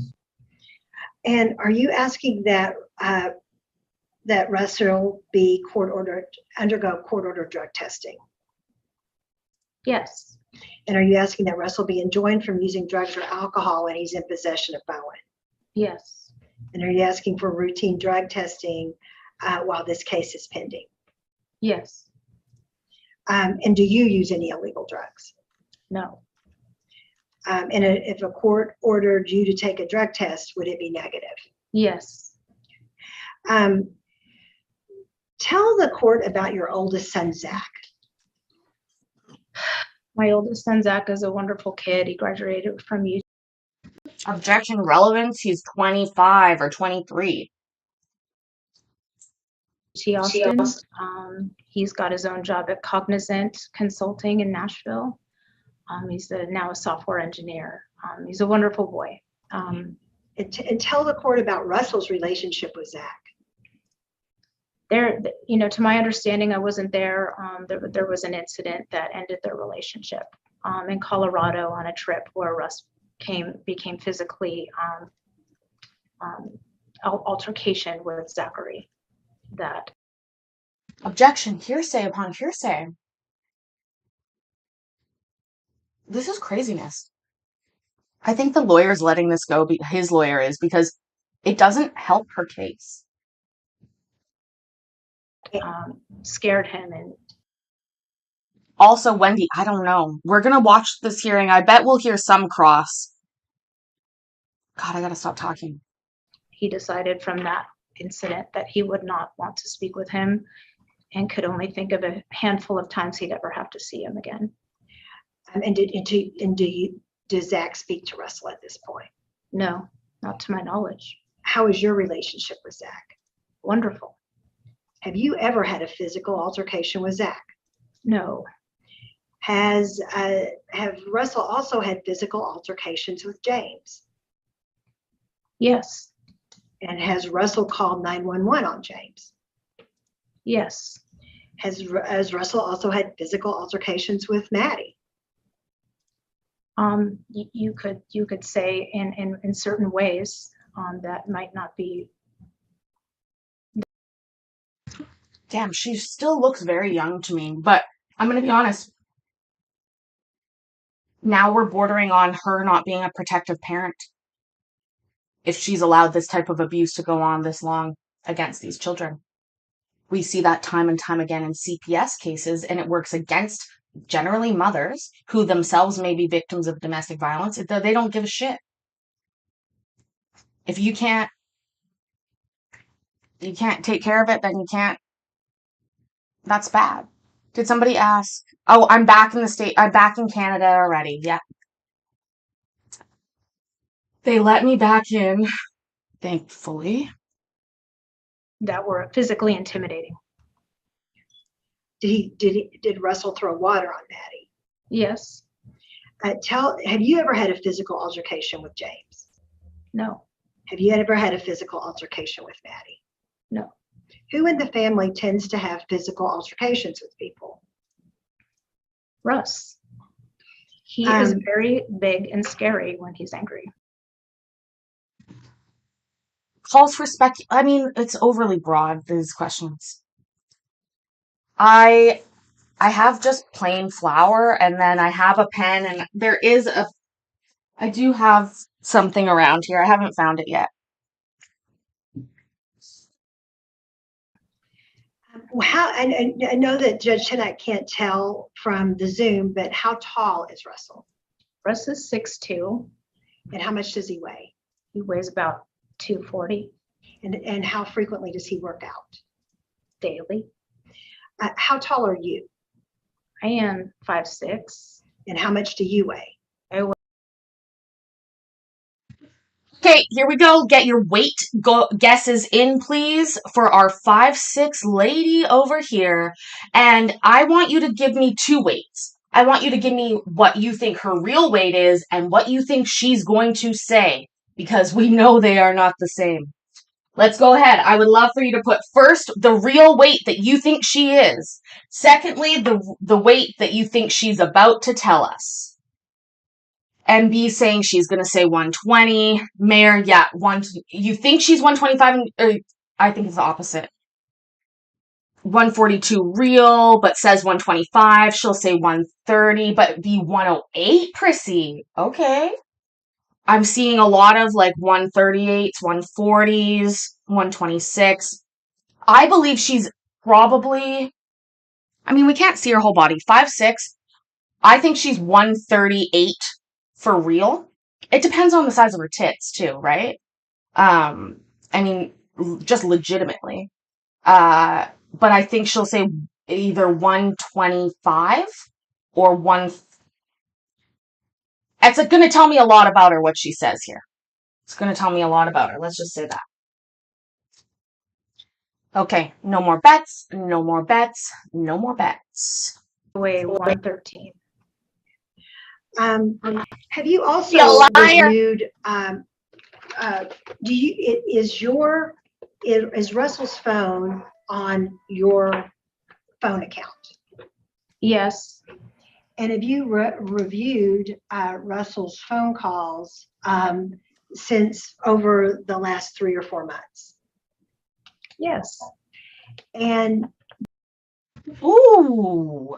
Do we hear that? She said 113. That means, you know what that means? That means she's, well, whatever, let's not. But do you hear how she says this? Yes? Listen to it. 5'6", 113, that's going to be below recommended BMI. I'm being serious. the last 3 or 4 months. Yes. And what have you noticed about those? And have you prepared a summary of his, and have those phone records been produced in discovery? Yes. And have you prepared a summary of the Yes. call logs? Yes. And tell the court what you've noticed when you've done an in-depth review of Russ's call. Go ahead and admit your stalking behaviors. What the fuck? Why would you do an in-depth review of his call records? Holy shit. Why weren't you focusing more on your kid who's acting out at school than his phone records? Records. Basically, that Holly, that's hilarious. Look how quick she dropped 240 pounds, but it might be costing them a lot, right? Also, guys, if you're just getting here, we are watching a divorce case. I don't know what's happening. I don't know how long it's going to go. And also, please clock in for your shift by hitting that like button. It really helps me with YouTube, Daddy. And, yeah, ask any questions you might have. We're pretty nice people around here, I promise. all day long, all he does is text people, mainly 2 to 3 people, typically all. Okay. If somebody was like looking at my phone records and was like, well, she spends about 13 hours a day on YouTube. She chats with like I don't know why they think this is helping her. What he does during the day, listen, honey, if you have him bringing home $600,000 a year to you, you either get to help make that money or you don't get to ask how he does it. I don't know what he's texting, but if he's bringing the bacon home like that, maybe that's his work. All day, every day. 2 women. One is Sarah Harper, and the other one is Miriam Cadane, who he talks with excessively and has been talking with them throughout all of February and into March. And that's what I've discovered. And who is Sarah Harper? Well, I have found out that she is a bartender at the Goat, a local dive bar here in Dallas. Go ahead and look that up for me, folks. I need to see the reviews on the Goat bar in Dallas. Is it a dive bar? Welcome back, T-Rex. Jay, I'm going to tell you, he's probably not spending money on sugar babies. He's probably just playing the field. This does 4 stars. See, that's not a dive bar. You can't call something a dive bar if it's got 4 stars. And that's creepy. Again, like, MB, I hope you're not talking about us. You're talking about her, right? Again, why all this creeping on people's like phones and shit and who they're talking to, and she knows their last name off by heart? Like, I don't know. Sashina, that is funny. Sashina said she has a goat. Funny. Earlier today, she's walking her sheep, and one of the neighbors' couples walked past and told her that they talk to your goats every day. Sometimes I call them goats too, Sashina. I forget. Yes, T-Rex, what's the top review? But seriously, like, I don't think that's fair to call it a dive bar. Also, how did she suss out that unless she read their messages? We went to the Goat on a Thursday night. The place was hopping. There was a band playing and the crowd was chill. There is a large area to dance and the music was authentic and real. That is not a dive bar review. I'm sorry. And again, I'm creeped out more that she's obsessed finding out who he's talking to, what they talk about, where that person works, as opposed to, like, a better answer to this question would be, I don't know. I didn't look through his phone. I just need to take care of my kids and take care of me. Like, they are just, ooh. I'm getting that whole, like, definitely not over him vibe or over his money. And do they show that he has, and have you documented for the court the extent of his calls and text data with these two women? Yes, Um, it's excessive. and do you believe that he is involved in a romantic or sexual relationship with both of those women? I have nothing else but to believe that. She is. Oh, she's mean. She's mean.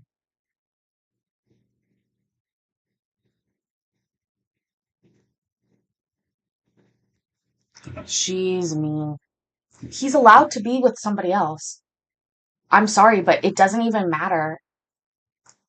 Oh my God, that's so cool, Courtney. You have a bar called The Dive that's a scuba swinger bar. I don't understand how that works. Like, they're swingers, but they also scuba dive, or there's scuba divers around the swingers, or there's scuba divers swinging on swings. What, can you please elaborate? And did you subpoena both of those women here today? Yes, And did either of them appear? I believe so. No. I don't believe they have. I don't know. I actually don't know.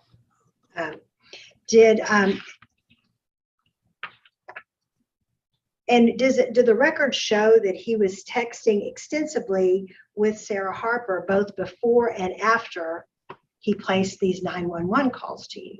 Yes, Relating to you? yes, Judge, I'd move to admit exhibit number 26 in as a summary of Mr. Openshaw's text and call history to Sarah Harper and Marianne Cadane. Not show the screen, Judge. Yes.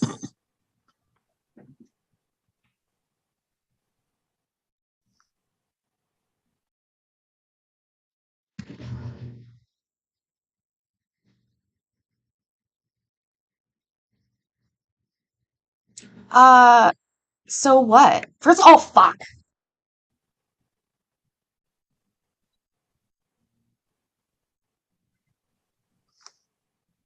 Goddamn So phone this just numbers. summarizing the different numbers and what times the calls were coming in and coming out. Is that what this is? Yes, Is it just on a couple of numbers or all numbers? this is summarizing the calls to these two women. Are these two phone numbers, right? Yes. Okay. I don't have an objection to that. It's admitted. And I'll pass the witness. Mr. Nance. I don't have any questions at this point. Okay. Do you all want to ask any questions of the witnesses that are here? The non-party witnesses? Yes. Did he just say no cross? Did he just say no cross? Okay. Okay. Your Honor. Who you How much time did we use, Judge? use almost an hour. Oh, you're kidding. I'll give you some additional time. So who do you want to call first, Ms. Knoll or Ms. Olo? I'm gonna let Mr. Dosey is going to take those witnesses on direct. Yes, Your Honor. We're first going to call Miss Kristen Olivero.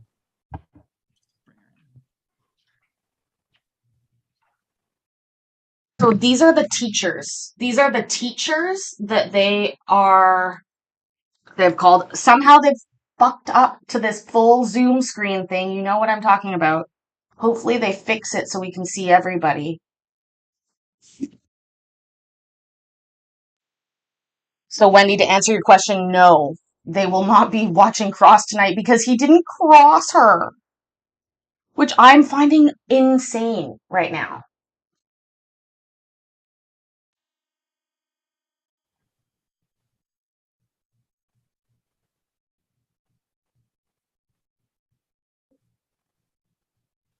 Good, they fixed it. Oh, they're gonna pop up right below me. I gotta make myself a little smaller here.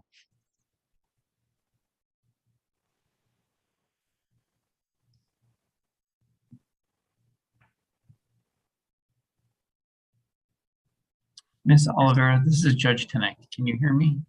Yes, I can. Okay, great. Thank you for Let me being turn my video on. great. Thank you for being here. I'm going to go ahead and swear you in, and then the attorneys may have some brief questions for you, okay? Okay, Would you raise your right hand, please? Do you solemnly swear or affirm that the testimony you give will be the truth, the whole truth, and nothing but the truth? I do. Thank you. Okay, Mr. Dossi, you can put your hand down.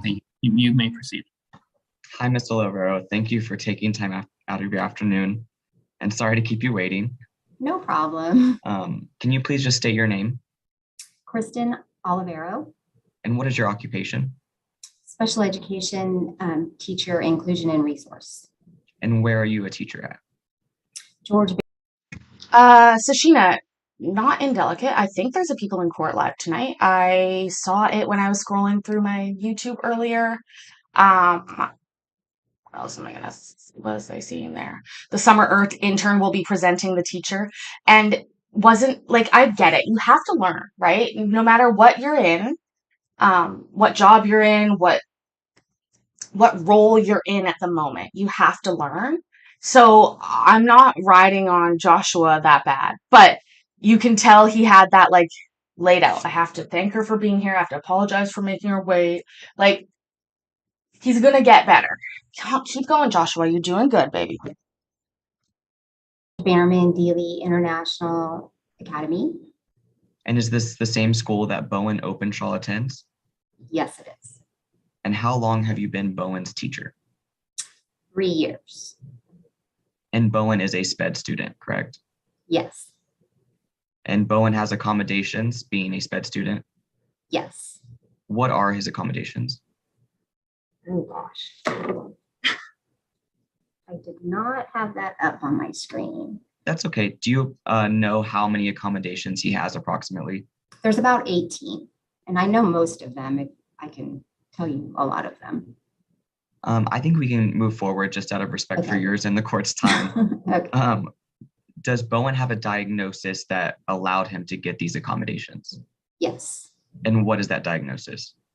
He has a specific learning disability, with commonly known as dyslexia, and other health impairment for him that is attention deficit hyperactivity disorder. Okay, and as a result, does the school conduct ARD meetings for Bowen? Yes. And who attends these meetings? It's required to have an administrator, which would be a principal, a special education teacher, one of his general education teachers, and the nurse, and then parents. And are the parents notified for each of these meetings? Yes. Was there such a meeting on March 8th, 2022? Yes. And were both parents notified? Yes. Were both parents in attendance at that March 8th meeting? No. Which parent was in attendance? Miss Openshaw was in attendance at that meeting. And do you typically communicate with both his parents regarding his schoolwork in progress? Yes, most often I communicate via email to both of them. And when you communicate via email, is there a parent that's more responsive than the other? Well, I'd like to point out that if their child has been diagnosed with ADHD, which they have now admitted into open court, the likelihood of one of the two parents having ADHD is something close to 75%. So just being the parent that doesn't respond to emails very often, because I'm the parent that has ADHD, just like my daughter has been diagnosed with ADHD, I find it very easy to believe that you may have a parent who's less than responsive. And yet again, that is proven in studies. You want to help families that have kids with ADHD, go ahead and find that parent that also has the ADHD and help treat them. Because most likely they've gone through life untreated and unmedicated, similar to what I did until I was 27. And yeah, I don't answer a good email. I'm not good at email. This year, I would say I've had more communication with Miss Openshaw via email. With Kimberly Openshaw. Yes. Thank you. And to go kind of quickly, does Bowen have any disciplinary issues right now? Yes. Has he consistently had disciplinary issues over the last 3 years of you teaching him? What type of disciplinary issues are you? Anything disruptive or otherwise that would impede learning? He's only had disruptive behavior, I would say, the last half of this year. So since approximately February of 2022. Yes. Can you describe any of these disciplinary issues that he's had? He has gotten into a fight with another student. He has had a sexual harassment issue with another student. And he was recently caught at school with in possession of marijuana. I understand. And all these, to clarify, all these instances were this basically spring of 2022. Yes. Do you have any knowledge or understanding of Bowen's current home situation? Yes. And what is your understanding of that? I understand that his parents are in the process of divorce, that he is living in the home with dad and sees mom sometimes. I don't know how often. I understand. And in light of these disciplinary issues and your understanding, do you have any concerns about Bowen? Yes, I have been concerned about Bowen since I started working with him. And what concerns do you have? I've been concerned with his educational performance and he has seemed to get progressively more depressed and having more behavioral issues. And in your opinion, what does Bowen need at this time to kind of correct those issues? Well, in my opinion, the kids that I see that are succeeding or having some success in school have support, consistent parental support and structure where they're in attendance regularly. And based on the experience that you've had with Bowen since February, does Bowen currently have that structure and consistency at home? No, not that I can see. Pass the witness, Your Honor. Any questions? I'd be much more interested in knowing if any of their older children ever got in trouble. You've got a fourth child here, a Bowen. I don't think this is ringing the way that they think it is with them for what they want it to.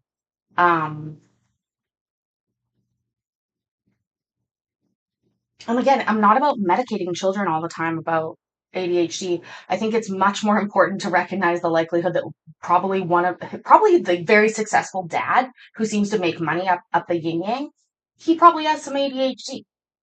It's just likely. It's not about the money making. It's like anyways. Mr. Nance? Ma'am, obviously you're aware the parties are going through a divorce right now. Is that right? Yes. And is it fair to say that's a stressful situation on children? Yes. And is it fair to say that it's not uncommon for children to act up or act out of character or have issues when they're going through something traumatic like this? I'm sure it's not uncommon. What kind of grades does Bowen make, ma'am? Bowen is not passing his classes now. Bowen also has 18 accommodations that seem to have been in place well before that. Did Bowen pass his classes all the previous years? Again, these are, I don't know.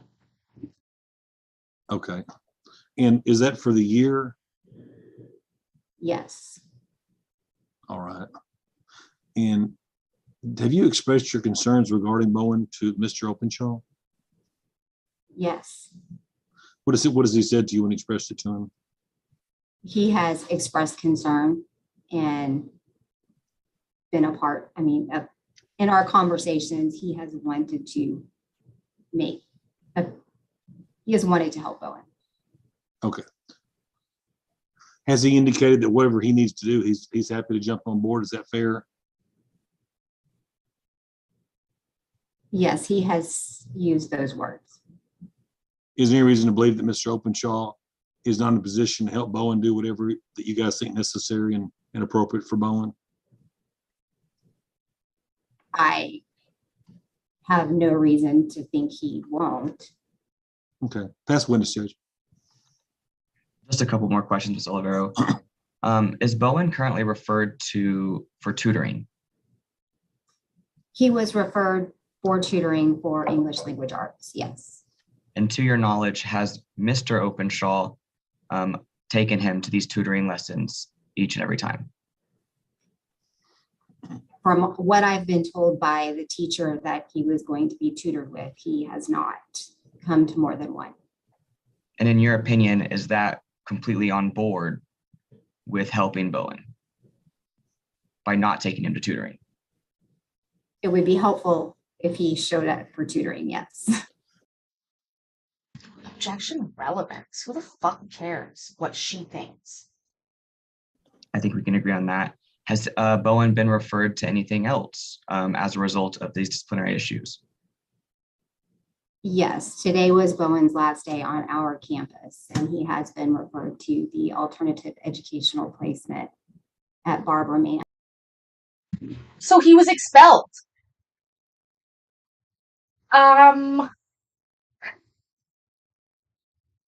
Then this holds even less relevance. Middle school. And how long will he be in that placement? He was given 20 days of in the reset program, which is commonly called in-school suspension. So he served some of that time here on campus until there was an opening. He is now going there. I believe it's about 14 days left, or around there. And has Bowen been referred to counseling with Youth and Family Services? Yes, he was. What on earth could he have done to earn a 20-day in-school suspension?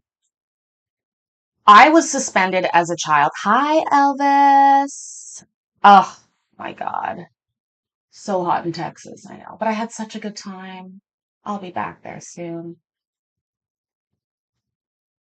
Yeah, a 9-day suspension. I got out of school suspended before. Like, basically in my school and how it worked was if you got like a half a day in school suspension if you were doing something bad, up to 3 days in school. Then you would be, I know the essay, but here's the thing about that, guys. That's not the school's job to deal with. That is a criminal matter. And it concerns me greatly if they haven't referred it to the police and yet are punishing him or jumping to a conclusion. He deserves the protection of a court in determining if he committed a sexual assault. I know I have to say essay or whatever, but that's the reality of this. I've never heard of such a long in-school suspension, but I would actually hazard a guess that this is a private school, and perhaps they operate on different things. I didn't get a lot of detentions. We never had detentions, but I was suspended in school and out of school a couple times, mostly for being mouthy and not backing down. That was the main thing. They would be like, "You have to apologize," and I'd be like, "Do that."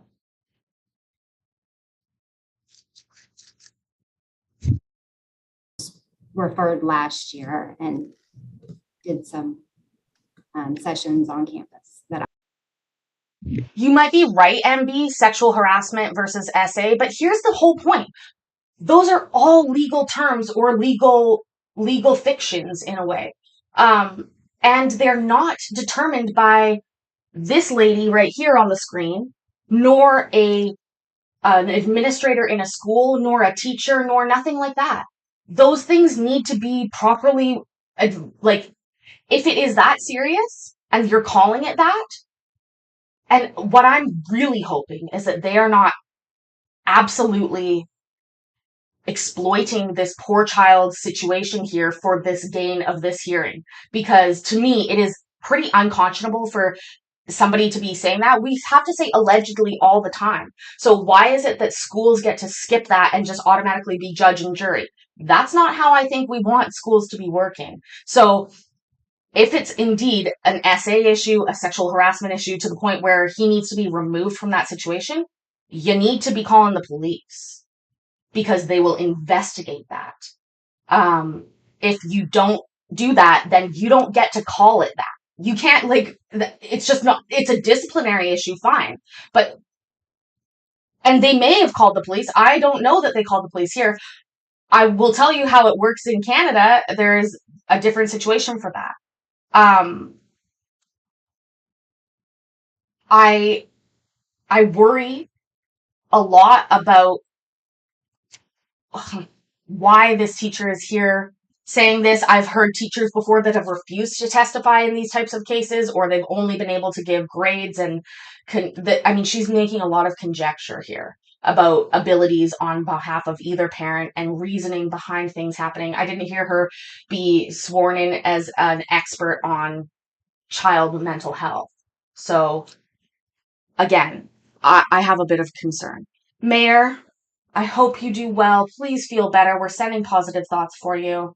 And again, I'm not saying that it doesn't happen in the sense that kids do things at school that the school can't take care of properly. But what I'm saying is I don't think it's appropriate for them to be utilizing his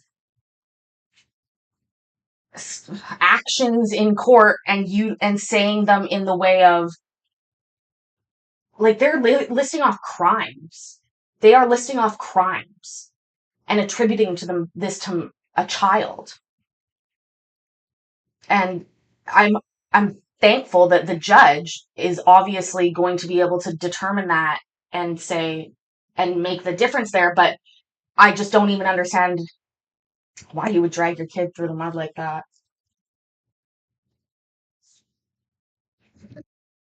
that I'm aware of. And was Bowen referred more recently after some of these disciplinary Yes. issues came to light? Yes, he was.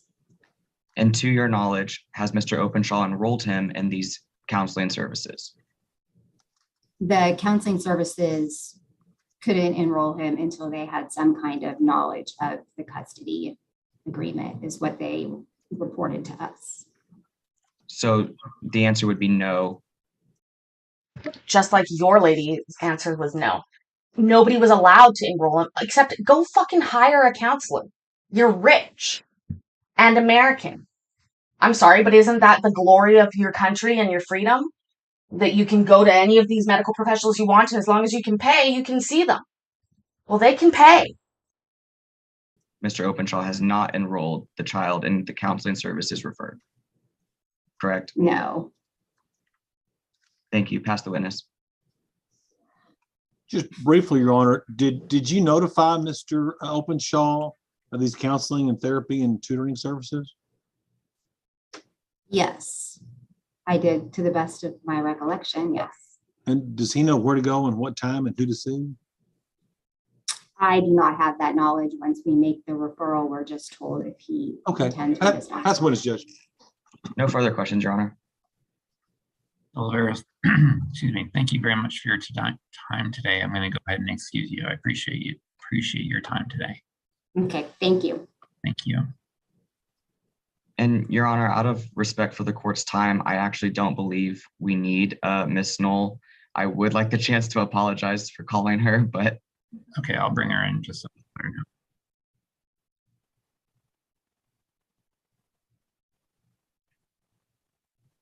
Hi, Ms. Knoll. This is Judge Tennant. Can you hear me?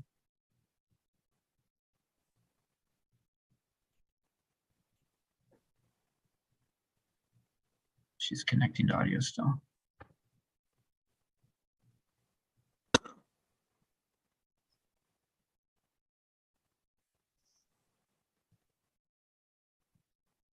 We do that sometimes. Absolutely.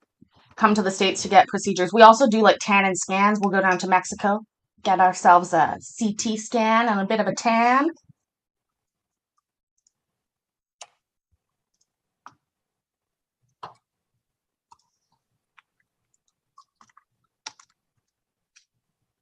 I mean, I don't have a doctor. Like, the Canadian healthcare system is great for emergencies, but I don't have a family doctor. That's the problem. You can't get one.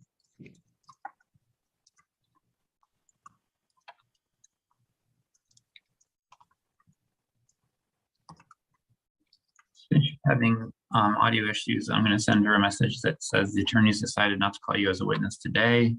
They apologize for taking your time. I appreciate you being here, and I'm going to excuse you at this time. Thank you, Your Honor. Thank you.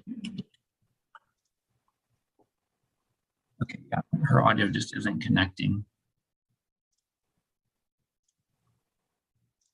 It's not. Yeah.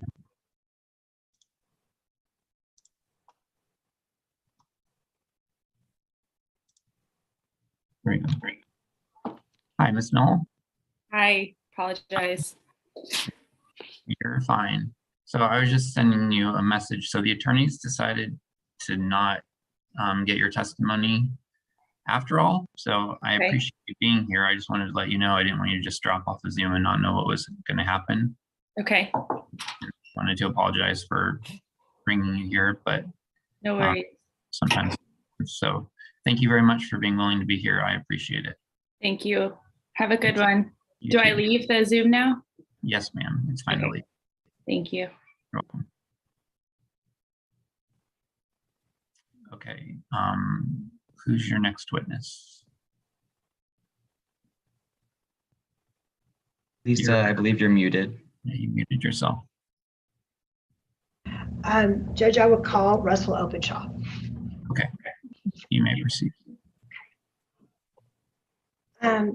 Mr. Openshaw, you agree, don't you, that you have complete control over the family money and investments, other than the small amount of money that Kimberly earns? Well, at this moment, we don't have a whole lot of family funds left. We do have the amount of money in the interactive broker account that you did reference that is in a strategy used for providing some sort of track record. Objection, So- non-responsive. Sustained. You have complete control over all the family money and investments, don't you, Mr. Openshaw? No, that's not correct. Is Kimberly's name on any of the interactive brokerage accounts or bank accounts other than the two joint accounts that there's no money in?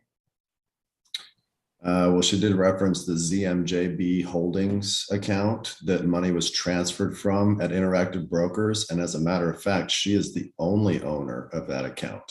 And There's she has there's so- no money in that account, is there, Mr. Openshaw? Interactive Brokers closed that account because it went to zero and there are no more funds there. And so it was closed. I would provide that statement if it were open. You agree that she's been a stay-at-home mom for most of your marriage? Well, it's hard to have it both ways. She just testified that she built a company with me, but then she's also a stay-at-home mom.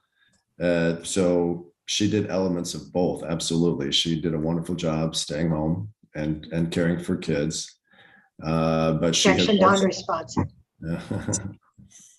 Sustained. I don't know if that was non-responsive. I'm sorry, that was a pretty good answer. Yeah, let's continue. Is it true that you have not given Kimberly any money since February of 2022? That is likely true. Have you been concerned at all about what she would live on or how she would survive? No, because at the time that we had. Objection, non-responsive, everything after no. Sustained after no.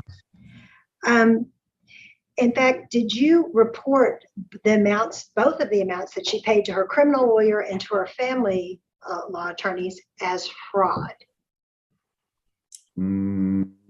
Perhaps. I can't recall. However. Objection, non-responsive, everything after yes or perhaps. Sustained. Is it true that you've actually kicked your daughter Maddie out of the house and required her to move in with Kimberly also? No, I told Madeline to please follow our rules, or it'd be better for her to live with her mother. I did say that. Haven't you put all of the family savings in the stock market or invested it in your business, Quanti Capital? Or in real estate. That might be close to true. And tell the court what Quanti Capital does and what Quanti Capital does. Quanti Capital is a software company that provides a platform for algorithmic trading hedge funds, both our own if we choose or others. And is that a company that you've invested significant money in developing, significant of the family savings in developing this software platform? About $500,000. And did you recently attain an investor that was putting $1.5 million into Quanti Capital? Almost. I'm going to show you what is marked as exhibit number 18, and I'll ask if that is an email that you sent to my office. If you recognize that as an email that you sent to our office. Josh, will you display that exhibit number 18 for Mr. Obenshaw?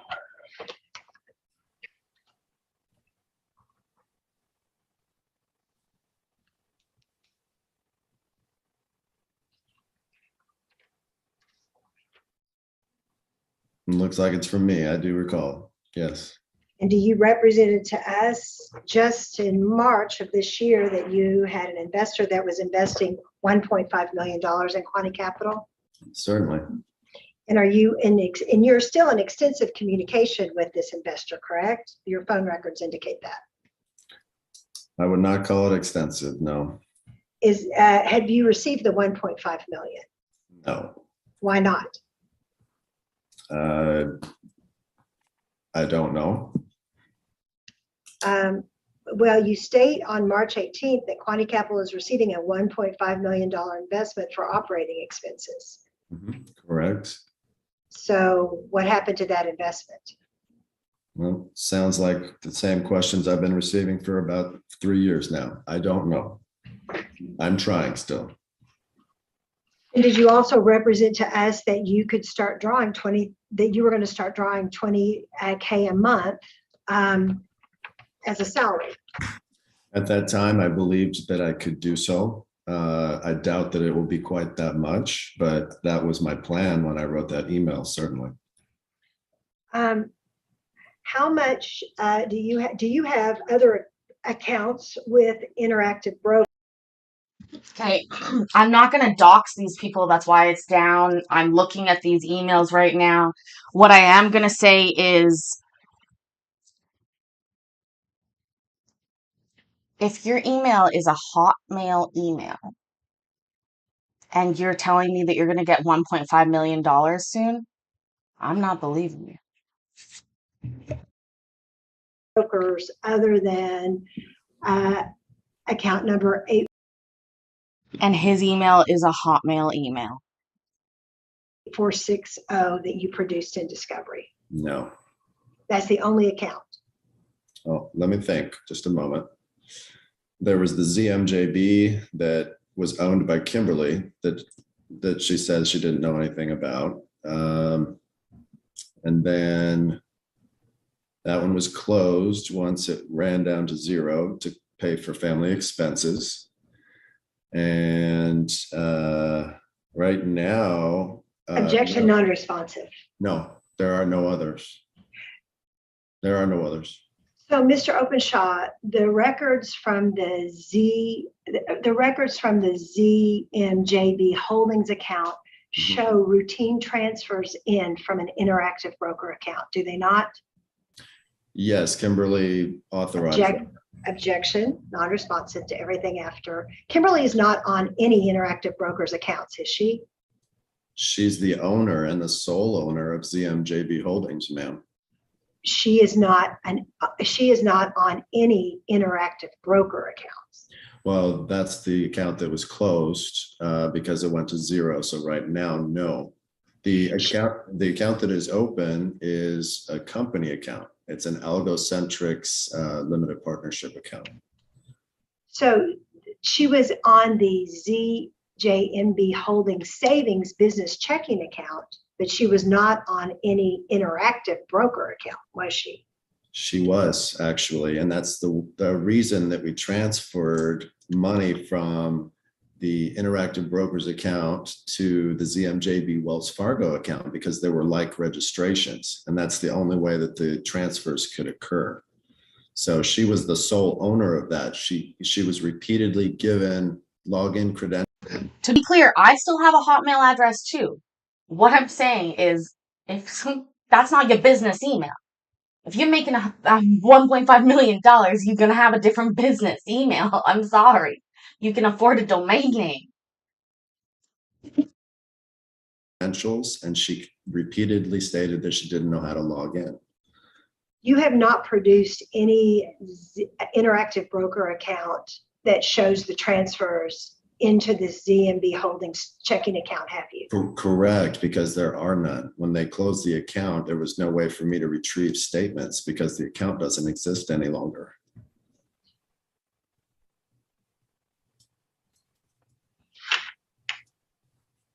I would do it if I could. And is your testimony before this court that Kimberly was on that Interactive Brokers account? Ma'am, I'm going to say it again, that she was the owner of ZMJB Holdings, the sole member of the LLC. In other words, I wasn't even the owner. It was Kimberly, and she had the login credentials the entire time that account was alive. And are you saying that Kimberly was the one conducting the trades in that account? She was not, but she knew of them, and I told her everything that I did. And if she wanted control over that account, she would just need to call Interactive Brokers and say, I am Kimberly Openshaw. Can you please help me log into my account? How much money is on deposit in any Quanti Capital accounts in your name? Are there any Quanti Capital accounts? Quanti Capital, probably less than $1,000 right now. And how much money is on deposit in any of the Algocentric accounts? Any of the Algocentrics accounts right now, you referenced the 95,000, which was a pretty accurate number at that time that I produced that for discovery, but right now it's about 85,000 because there were some losses there. What about That's any total. other business accounts in your name? How much money is on deposit in any business accounts in your name that you have or have not produced in discovery? Those are the only two companies, and those are the totals. So that's it. I did not look at Coinbase as a financial institution. I was asked for bank accounts, but the most I've ever transferred into Coinbase was about $100. So you have so is it your testimony that you have a Coinbase account with only $100 in it? Well, there's zero in it right now, but I had at most ever transferred $100 into a Coinbase account, but that was something that I did overlook. I would be happy to just make testimony right now that that's the only thing that I could potentially have overlooked, and it was a personal Coinbase account, and the most that was ever transferred in there was $100. So is it your testimony that all of the money that you've invested in the stock market is gone except for the $95,000? Well, I'm not sure why we're talking about investing in the stock market. Kimberly herself just referenced. Objection, non-responsive. And Is it your testimony that all of the money that's been invested in the market, that you've invested in the market, either from your earnings or from the sale of your business, is gone, completely gone, except for $95,000 or $85,000, I think you just testified? Well, I have a couple $1,000s left in a bank account right now. I might have a little bit more if I borrow some from my dad. And then there's Kimberly's 30K that I've never seen. Objection, non-responsive. at this point. So have you lost all the money that you've invested in the market? If you consider paying for an expensive family of 4 in Dallas with a couple $1,000,000 over 8 years, losing it, then absolutely. Well, you haven't made, you haven't drawn a salary since you sold the security company, have you? No, ma'am, I have not. I've been working on a venture and trying to get it funded by a venture capitalist, and that is anticipated still. It has not occurred yet. Are you romantically involved with Sarah Harper? No, I am not. So is your testimony that you have not sexually or romantically involved with her? That is my testimony. Are you romantically or sexually involved with Miriam Kadane? I like Miriam Kadane very much. I am not sexually active with her. Are you romantically involved with her? What? Oh my God. I'm stuffing my face. I gotta get back. Oh my God. We gotta back it up. I need to see him. He definitely was a no-go on the first lady. Hold on. Trying to get it funded by a venture capitalist, and that is anticipated still. It has not occurred yet. Are you romantically involved with Sarah Harper? No, I am not. So is your testimony that you have not sexually or romantically involved with her? That is my testimony. Are you romantically or sexually involved with Miriam Kadane? I like Miriam Kadane very much. I am not sexually active with her. Are you romantically involved with her? I like Miriam Kadane a lot, but I am not having sex with Miriam Kadane. Isn't it true that on the night of April? That was awkward.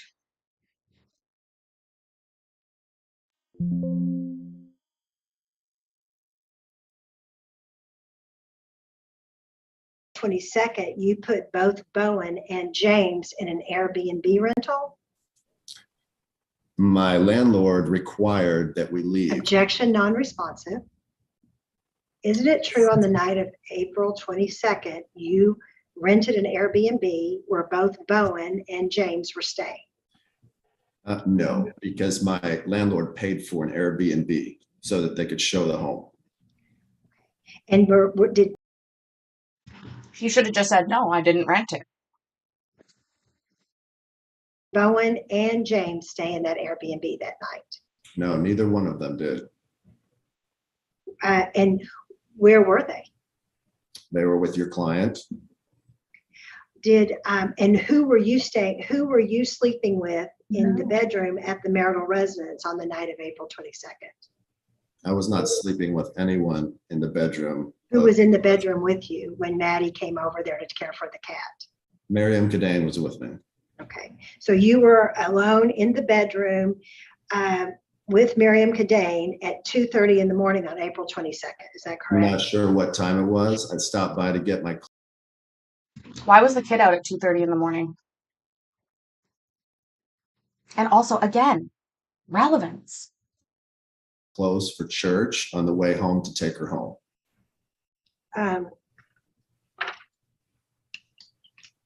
Will you agree that there's been a dramatic escalation in behavioral problems with Bowen since you had Kimberly arrested? Yes, I would agree. And would you agree that that your partying has dramatically escalated since you had Kimberly arrested? I'm not sure I understand your question. Well, isn't it true that there's many nights when you don't come home at all? No, that is not true. Isn't it true that there's many nights that you don't come home till 3 or 4 in the morning? No, that is not true. 3 or So 4. if the children have reported that to Kimberly, that you don't come home at all at nights, or Objection, hearsay. you don't come home till 3 or 4 in the morning, are you saying that the children are lying?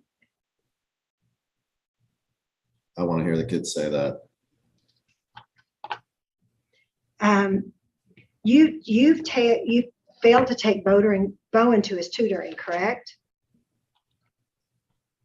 Bowen refuses, flat out refuses to go to tutoring under my objection. And you did not attend Bowden's ARD conference on March 8th, did you? There was one ARD conference that I did miss out of his entire scholastic record, and I did attend the previous ARD meeting last week, or actually this week, earlier this week. And do you know that Bowen's smoking of marijuana has escalated since Kimberly was arrested in February?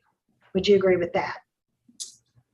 It was hidden from my view because Kimberly smokes marijuana with our children, and I never condoned that. Objection non-responsive. Do you have any objection to both you and Kimberly taking drug tests?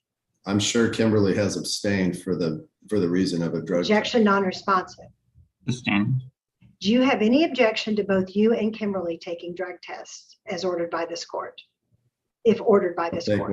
whatever tests of drugs they want to issue me. Why do you allow Bowen to spend the night with his friends on school nights? That was a bad decision, and it's the only time I've ever made that decision, but I will never do so again. And in fact, the day after he spent the night with friends, he was caught at school with marijuana in his backpack, wasn't he? I am aware. You and Kimberly had a lease of the marital residence until the end of July, correct? I'd have to go back and look at the dates, but that's approximately correct, if not correct. Without Kimberly's knowledge or consent, you terminated that lease early, didn't you?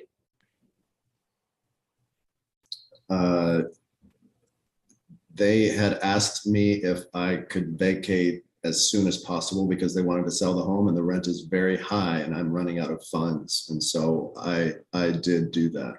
Yes. And you failed to respond to any of Kimberly's requests for furniture or her belongings that were in the residence, haven't you? Well, to my knowledge, those were requests for a portion of assets when in my view, we should settle things in a comprehensive fashion. So you're entitled to keep all of the furniture and all of Kimberly's belongings until there's a settlement? Well, if there's something that's required and necessary, then that would be fine. I would have no objection over that. But Kimberly has consistently stated that she can stay at Jen's, who is a very wealthy person with a place all to her own, anytime she would like to. She repeatedly said that. No. I looked at it this way.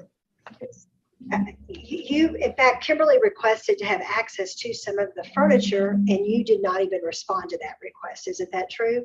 No, I don't know of any requests like that. She had a request for furniture. Yeah, you aren't aware of the request that was sent to your lawyer where she was requested that she be awarded some furniture?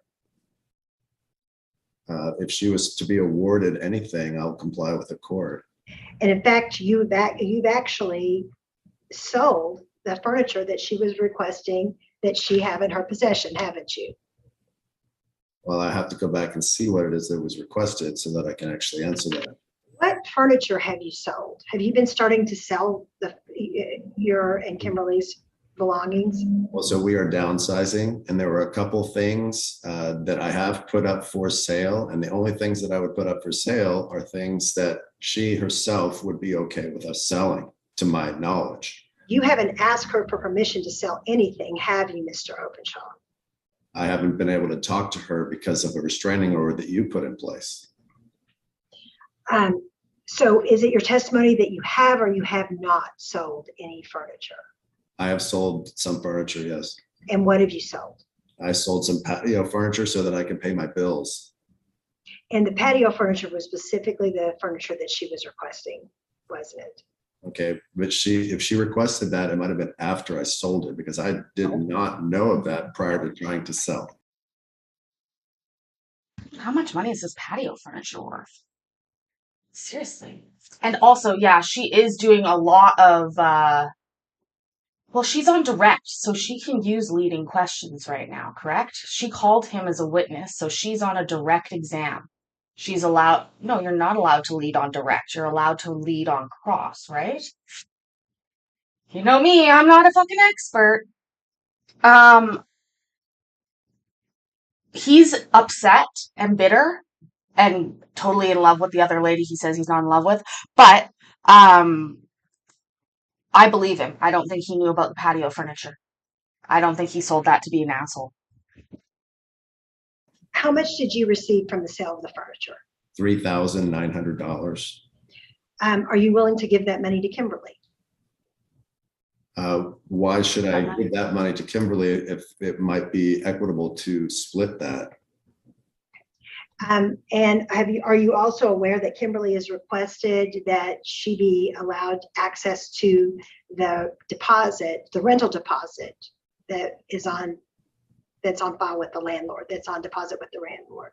Okay, well, are you aware that the two boys are residing with me full time? Sir, you're not asking her questions. She's asking you questions. You need to just answer her question. Then your attorney will be able to clarify anything when it's his turn. I see. Thank you, Your Honor. Yes, I knew that she had requested that, but my bills are certainly far higher having the boys with me. Objection, non-responsive.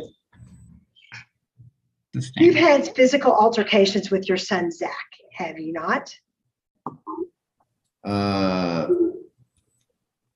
don't know if I would definitionally call it. Okay, so you asked physical altercations, and that's plural? No, I'm not. And is your son, Zach, speaking to you currently? I spoke to him about his mother going to jail very recently, very briefly, but he and I had a strained relationship since January. You've also had physical altercations with James, haven't you? I don't think I would categorize it that way. Well, didn't you call 911 on James? Thank you for asking. No, I did not. I called 911 for a head injury that I sustained when I had a concussion.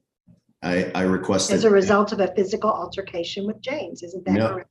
No, absolutely not. Thank you. He actually kicked a door and unwittingly hit my head. I called for an ambulance. That is a mischaracterization. You have physical altercations with lots of your family members, don't you, Mr. Openshaw? No, ma'am.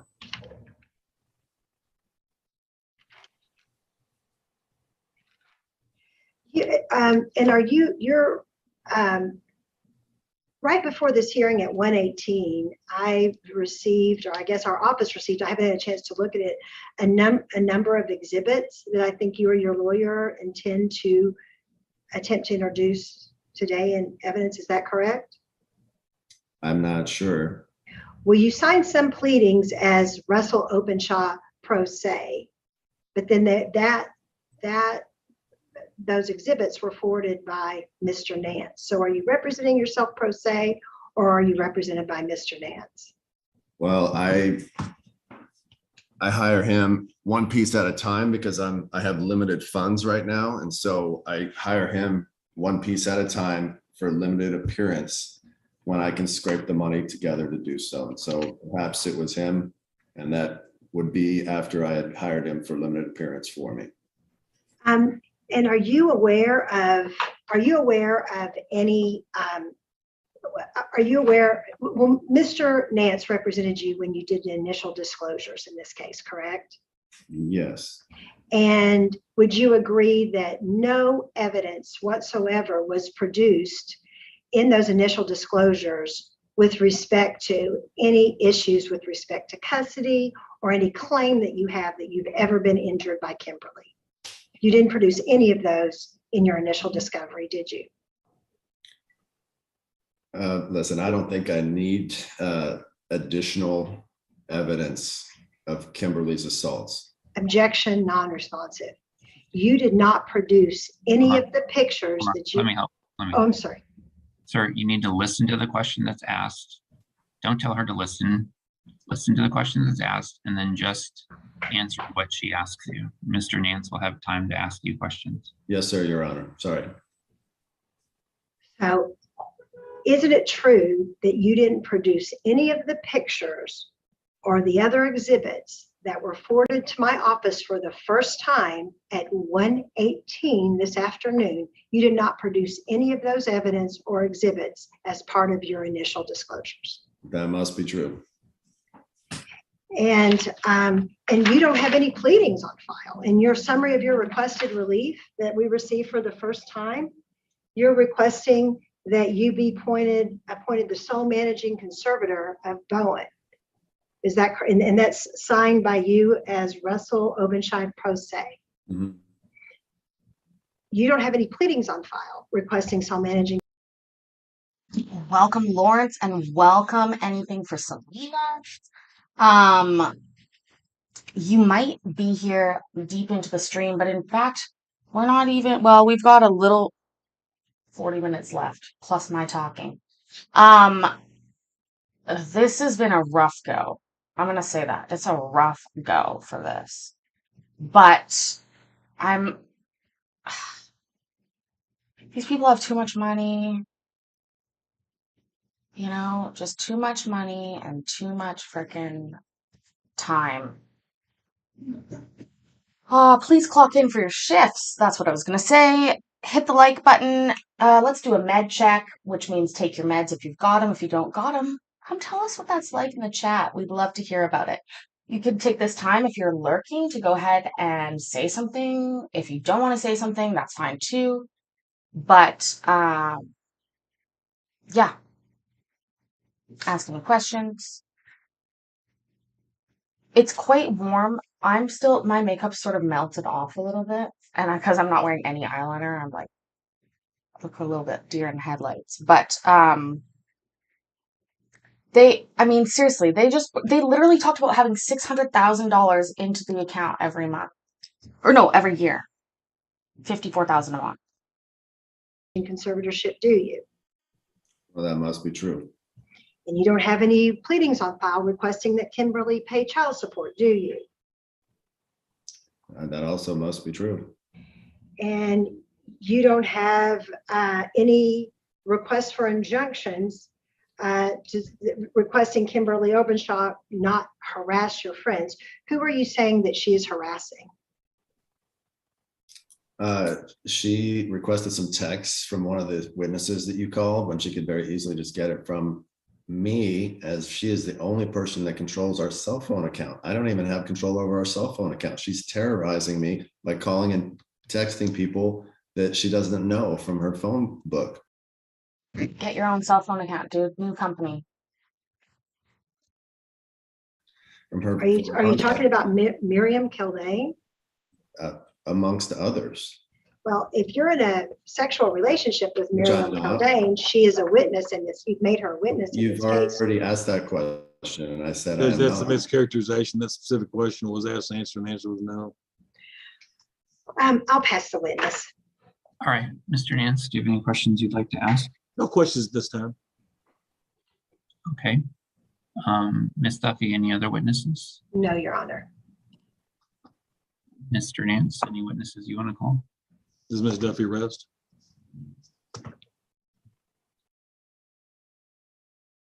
Does she rest?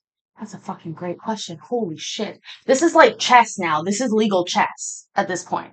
This guy, he did not ask a single cross-examination question of any of the two parties of this case. He did cross-examine the teacher, briefly cross-examined the teacher. My goodness. What do you think he's just asked if the other lady rests. So, oh my gosh. This is so interesting. Are you resting? Yes. Okay. I'm asking the court for a directed verdict. There's evidence of a family violence that's gone on in the last 2 years by Ms. Openshaw and by law. she cannot be appointed a joint conservator, and Mr. Openshaw would have to be appointed sole manager. Okay, the request for a directed verdict is denied. We're going to call Russell Openshaw, Judge. All right, go ahead. What's your name, sir? Russell Openshaw. What's going on here today, Mr. Openshaw? This is a hearing for divorce with Kimberly. Why are they asking you all these questions? Do you have any idea? Well, they want to, make me out to be someone that looks very, very bad. Does it appear they're trying to make you say and do things that you do not say and do? Yes, sir. What do you want to have happen, sir? I would like to take care of my boys. I would like to be divorced from Kimberly. I would like to have everyone go in peace and just make this happen and go on. No, a request for directed verdict is not normal in a divorce case. Is this? I don't even know what this fucking is. Which is my own fault, but we're gonna figure it out. I bet we won't even get a verdict. That's probably what will happen, but regardless, I'll do some research and find it later. But directed verdicts, first of all, should be asked for pretty routinely, especially in a TPO case where you're defending. But this is not a TPO case. I know, I'm more lost watching it a bit too, Harmony. Like, they were married 28 years ago. She is entitled in her divorce. I mean, I don't get why it's gotten nasty like this with older children. He did mention his boys, but not the daughter. There's one, and I have to say, both those boys are in high school at the time of this hearing. One graduating the week of the hearing. So he may be referencing the two minor children or still dependent children and leaving out the two children that are not dependent. Hi, Tin Man. Welcome. That was a boss move to ask for the directed verdict. I think the judge shot that down very fast, which I think is interesting. Maybe that's why they don't ask for it enough. Like, this judge is pretty straightforward, though, you know? I want to take care of my kids. That's what you do right now. Absolutely. And in the time y'all been separated since February, have you received any support from Kimberly? No, I have not. Uno reverse, Uno reverse, Uno reverse. Can somebody remind me when we get finally, and I'm going to say when this channel is monetized and we can finally get some cool fucking stickers back, I want to do an Uno reverse card, because that's exactly, that move happens all the time. Has she provided any items of clothing or anything for your children? No. You prepared a financial information sheet for me, is that right? Yes, sir. And I submitted that to the court. Is that right? Yes. And if I went down each one of those things, would that be a summary of your testimony? Would they be correct and true to what you would actually testify to? Yes. Judge Rolfe, from that as a summary? Yes. No, not to him, Mr. Openshaw. No objection to his FIS. Okay. It's submitted. And we've been over this ad nauseum. You don't have any money, is that right? That is correct. Except you guys have, I think you said $85,000 in something, is that right? That's I'm just fucking offended. You don't have no money, right? Excuse me? Except for $85,000? Jesus Christ. A Joker card? Yes. Also, if at the top of the new channel, you will see a PayPal link, or PP link, sorry, if anybody is so inclined, but I'm really waiting to get back to the members stuff. I miss that a lot. But regardless, we're working our way there. We hit our 200 tonight. Maybe if you haven't subscribed yet, please go ahead and do that. We broke 200 club, but you can be in the 300 club. And like seriously, if 85K is no money, what does that make me? Seriously, seriously, like what the hell? It's an Algocentrics account. Yes, that's a business account. It's Do you not, have access? I'm sorry. oh, go ahead. Do you have access to that account? I do. Okay. That money, is that money yours and Mrs. Openshaw's money? Well, it's the business's money. And I think you testified earlier, correct me if I'm wrong, if Ms. Openshaw wanted to access that money, she could access the entire 85,000 if she wanted to. Is that true? No, that was a prior Interactive Brokers account that we were talking about before. That was a ZMJB Holdings, Kimberly's company. It's a company that she started. Okay. That's true. She makes $1,000 a month, but she lives with her rich friend and has no minor children living with her.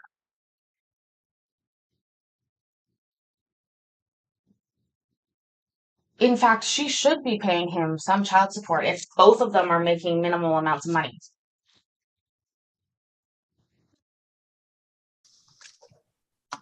So now nobody has access to it? Nobody does but me, because I control that company. And what do you use that money for, Mr. Openshaw? We're creating a track record, and it's very important to do that so that I can attract this venture capital investor that I'm still trying to close the investment from. And I think we'd already stated you're working with a VC, but it hasn't come through yet. Is that right? Has not come through yet, no. Is it your desire to resolve this divorce? It is. Is it your desire to finalize the divorce? Yes. Mrs. Duffy went over what you're asking for today. Is there anything else you're asking for today? Well, I would. Also, loud Elvis, I'm laughing at that. And Jonathan, exactly. I'm not saying money would solve all my problems. I'm just saying I would have a lot fewer problems if I had 85K in the bank. I think he has 85K in the account, Bev, but only 85K.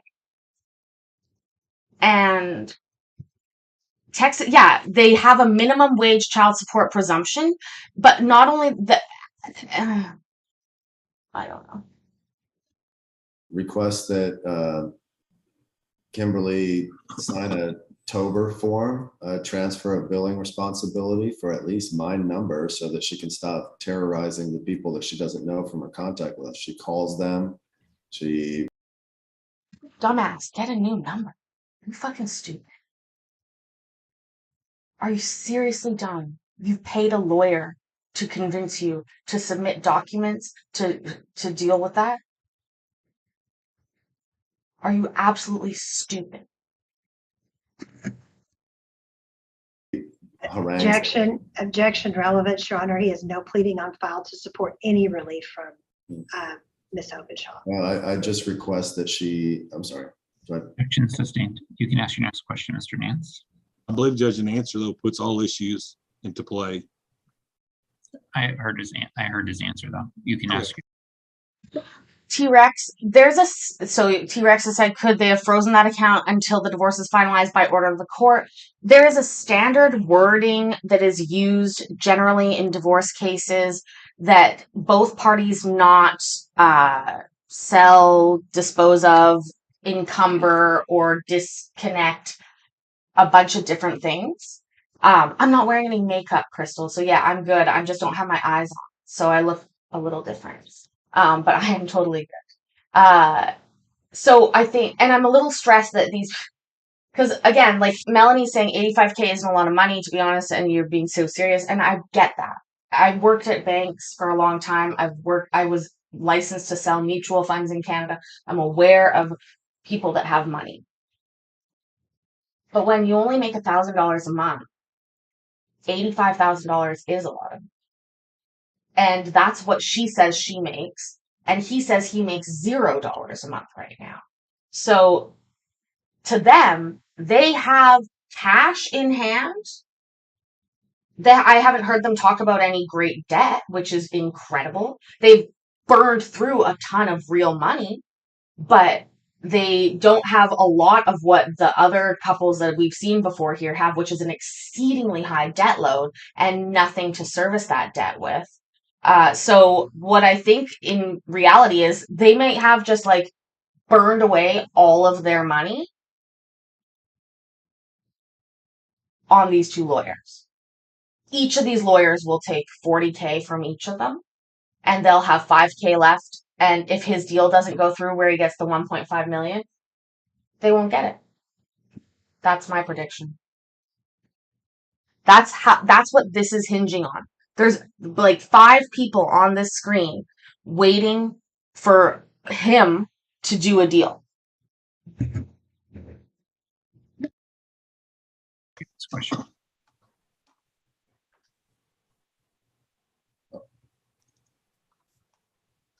I'm trying to get a transfer of billing responsibility. I heard you say that. I heard you say that she was terrorizing people on your call list. Mr. Nance, you can ask your next question.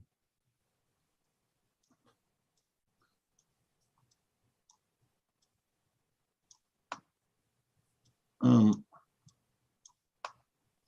like to put them on the screen. It's called email from Mr. James Dawsey. Which Go I'll ahead. submit to everybody.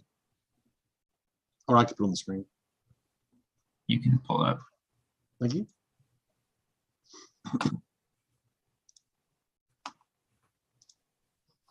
I apologize, Mr. Nance. Were you asking me to do that? No, sir. I have it right here. Oh, okay. Can y'all see that, ladies and gentlemen? Yes. Do you see that, Mr. Openshaw? Yes.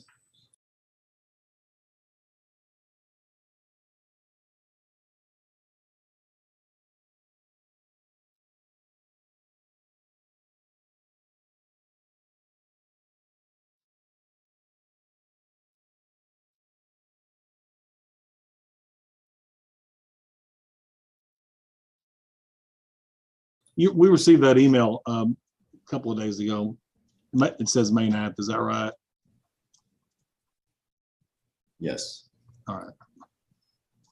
And everybody can read if they want to, but basically it's insinuating you've done some things wrong. Can we go over that real quickly and you can answer that for me?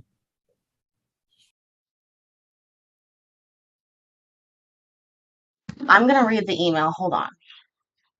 I'm trying to take over Larry's job. I do feel bad because I used to rag on Larry a lot, and it's hard work. God, I should have taken more care of Larry. Watched out for his drug addiction more. He just loves the woods so much. Ugh, seriously, give me 1 second. I'm also using these new fucking frames, and these dumbasses are just so open with their emails on the internet. Okay, here we go. I guess I can read these. So this is from, okay, and again, this is so dumb. This is from the lawyer. F in the chat for Larry, by the way. F in the chat for Larry Beaver. F in the chat, Larry. Okay.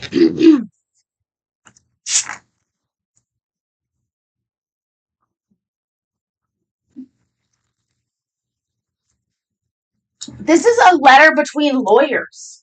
I don't even think this is worth it.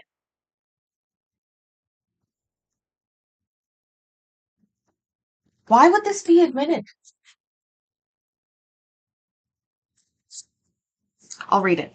Mr. Nance, thank you for taking the time to speak with me just a short moment ago regarding Kimberly Openshaw's concerns. Number 1, that Bowen Openshaw was not in school today, which is especially concerning given it is a week in which state testing is being conducted. And 2, that your client, Mr. Openshaw, is relocating and removing what remains of the community and separate property to a new space.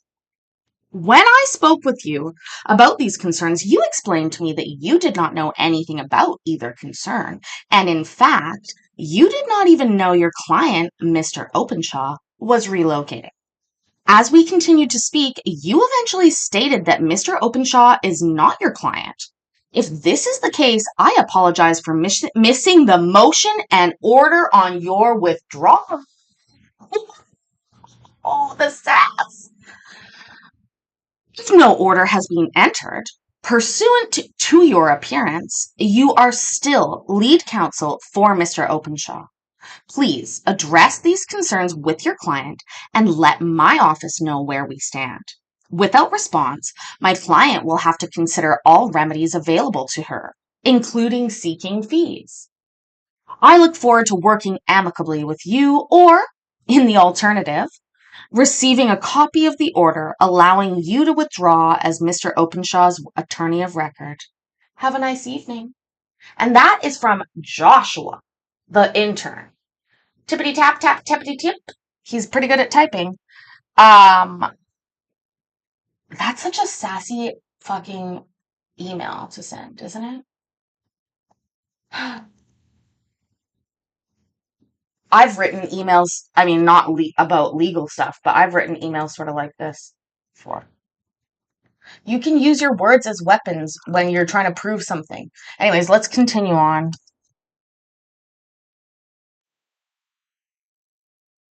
Sure. The allegation is that you did not have the child go to school that day. Is that right? That is correct. Was your child in school that day? Yes, he was. Okay.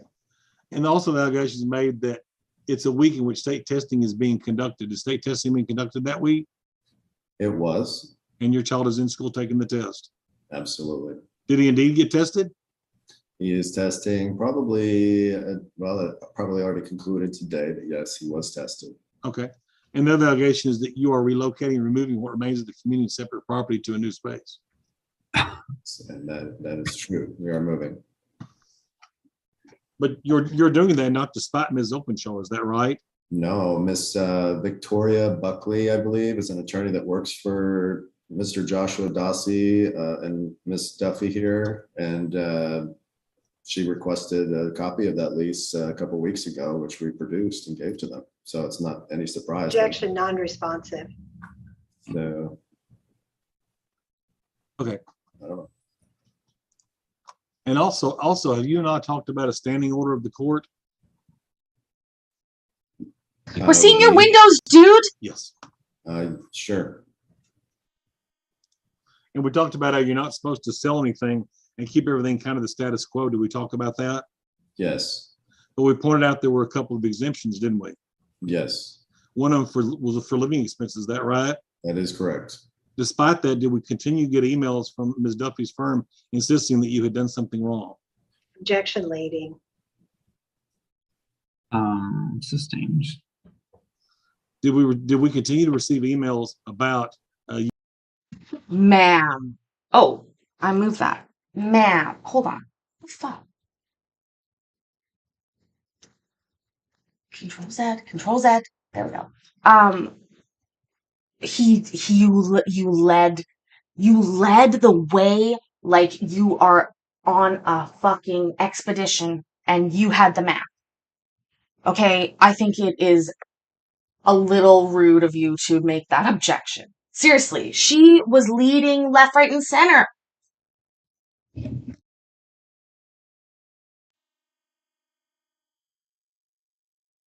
you selling your property? We must have, yes. Okay. And did Ms. Duffy's firm insist that there was something wrong in that? Yes. Objection leading. Objection assumes facts not in evidence. I'll allow it. I'll just allow her to answer yes. Ask your next question, Mr. Nance.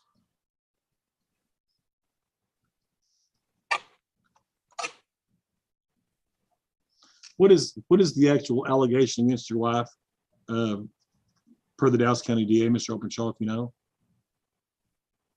Felony family violence. Objection to the question that per the Dallas County DA, Sustained. she's Yeah, hold on.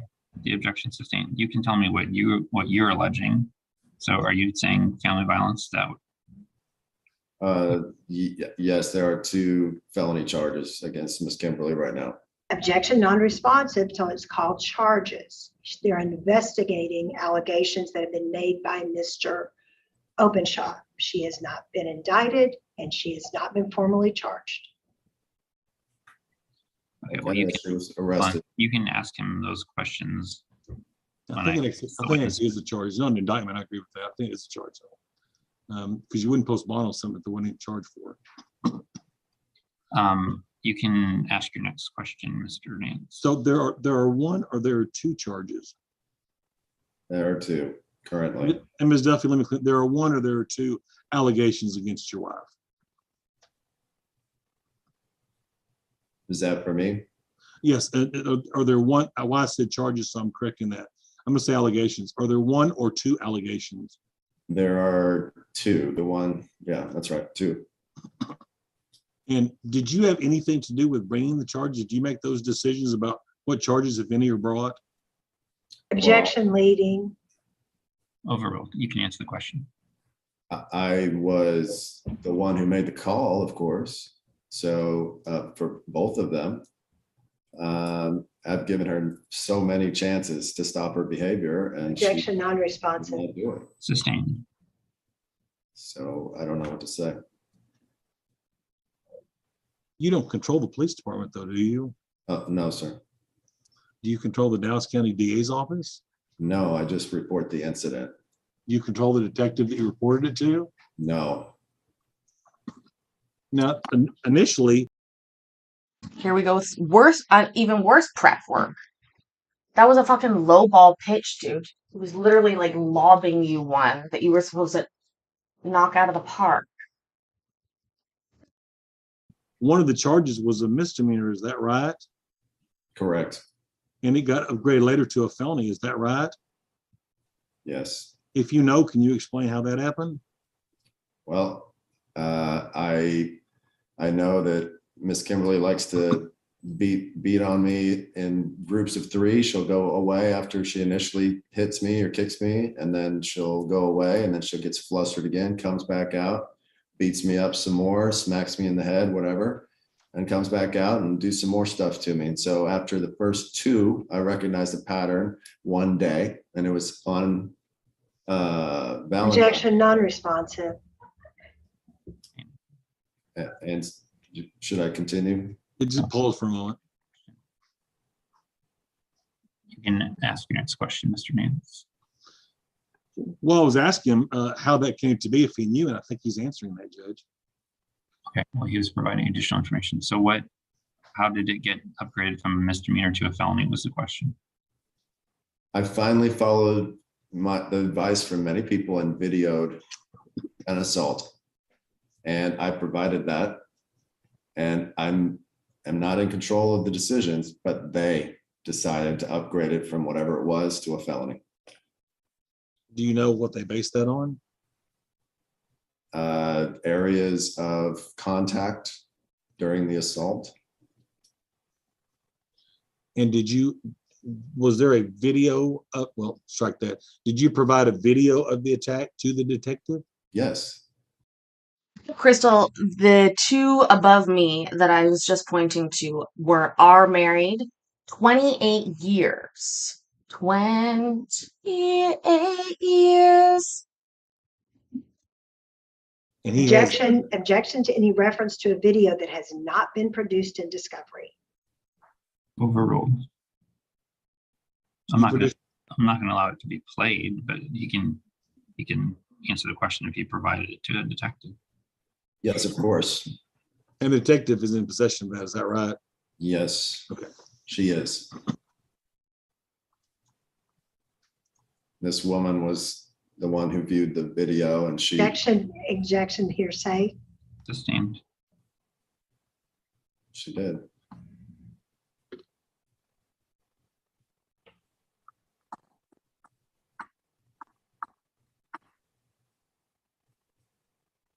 Now you have provided for me a number, well, strike that. Is this the first time you've been assaulted by Kimberly?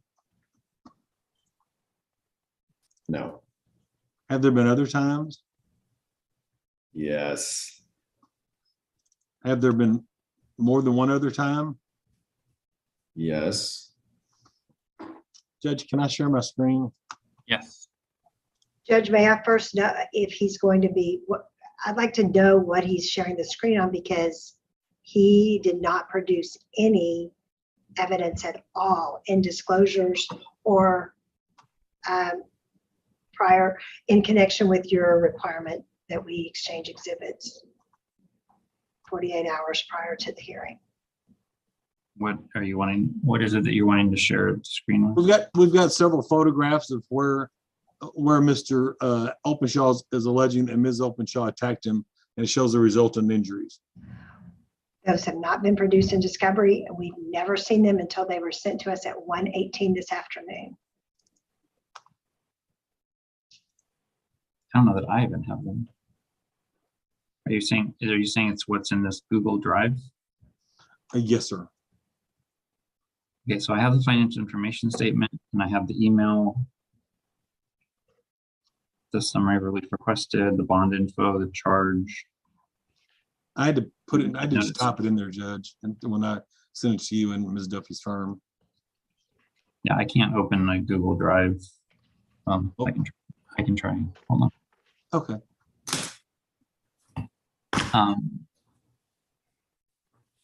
And there's a bunch of them. I'm only going to show 2 or 3. Okay, I'll allow you to do that. I'll overrule the objection. Okay, may I share my screen, Your Honor? Yes.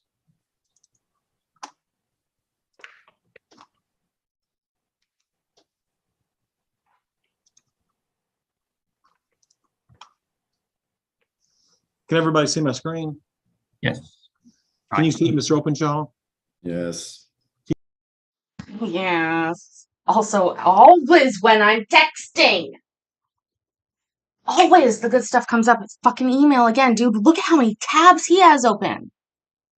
Oh, it's like me. Oi. Oi, beach. Okay. Can you describe for us what that is?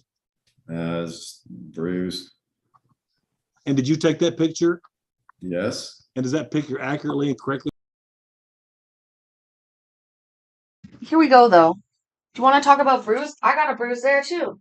I got a bruise there. I got a bruise on my... I mean, bruises are just that. Some people bruise. I don't think... it's hard to say without the actual event being videoed. I'm like a magic marker. I make marks. Hi, Sean. Thank you. And that's true, Hector. Reflect the conditions that were in appearance at that time? Yes. Do you know approximately when that was? 2020, 2019, 2021. These assaults spanned many years. So, Well, I guess Objection, that does not accurately describe the picture if he can't give a date. well, oh, it says 2020 right up there. 0709. There you go. And was this from an injury? Are you alleging this is an injury from Ms. Openshaw? Of course, yes. We're going to offer this as exhibit, Judge. Judge, we object. This has not been produced in discovery. We didn't get it until 1:18 this afternoon. I haven't even had a chance. I still am trying to even see the date on this picture. Upper left corner. Okay, I'll admit it and give it the appropriate weight. You can ask your next question, Mr. Nance. Thank you, Your Honor. I'm going to stop sharing my screen for just a second. Check out one tab, Tin Man. And I'm going to share my screen again, Your Honor. Mr. Openshaw, can you describe what this picture is? Yeah, more bruising. Okay, now that is a large hematoma on the back of the leg. That's an odd place to have a bruise. It's one thing to have a bruise from whatever, but this is odd. Uh-oh, Harmony. Eating a donut? That's so cute, though. Also, yeah, MB, give me a break with these two, right? Like, that does look... I mean, you could get that in a soccer... I've had injuries like that, but...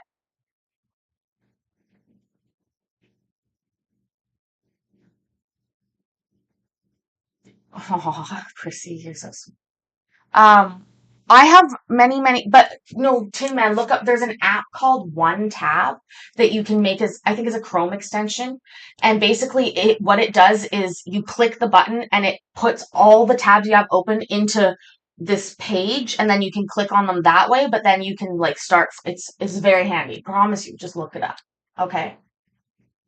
Just it makes you feel so productive. So good. Seriously. Um. This is a bit again, but where, yeah, just you should find it. But seriously, this bruise could have come from anywhere else. They both work out daily, remember? So that means, okay, Melanie,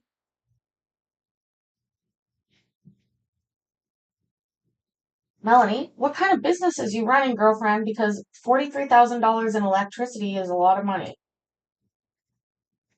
We don't have many accountants, and One Tab is not a sponsor. Hashtag not a sponsor. Exactly, Jonathan. But seriously, check it out. No, but One Tab. I know cellulite yoga pants, but look at it. You'll see why I like it. This is just not a good place. That's a weird spot for bruising. Let's continue. We're so close to being done. Also, y'all, we all have the tabs open. I've had to be so good because of streaming. I just have to close it. Just have to close it. Who caused that bruising? Kimberly, Is this what the bruising looked like on the day and time you took the picture? yes, And did you take the picture? yes. Offer this as my second exhibit, Your Honor. Your Honor, he has not identified the date of this picture. It's in Oh, the yeah. left corner. Objection sustained. Do you know what roughly the date this picture was taken, Mr. Openshaw? Well, it just says on it right there, it's 7/27/2020. Move to offer it.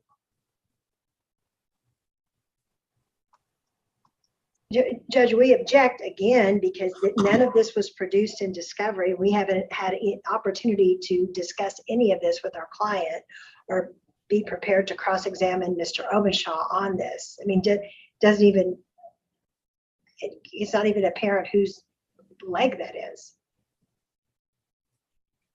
So I'll admit it. You can ask your next question, Mr. Nance. Thank you, Your Honor. And Judge, I see we only have 7 minutes left in the hearing. Is that right?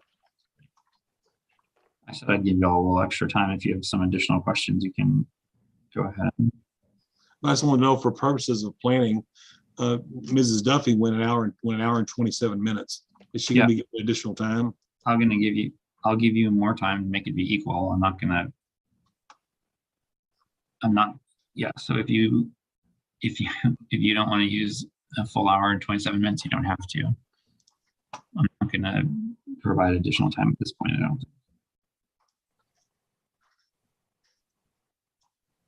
And so, Good night, Beverly. We got 16 minutes left of this hearing, guys. And then we will do a little debrief and be done. Please make sure that you've clocked out for your shift by checking that you hit the like button and subbing to the new channel whenever you take off today. But good night, Beverly. Feel better. If you can get some good garlic, try and get some of that. Chop it up, put it with some honey, and swallow it.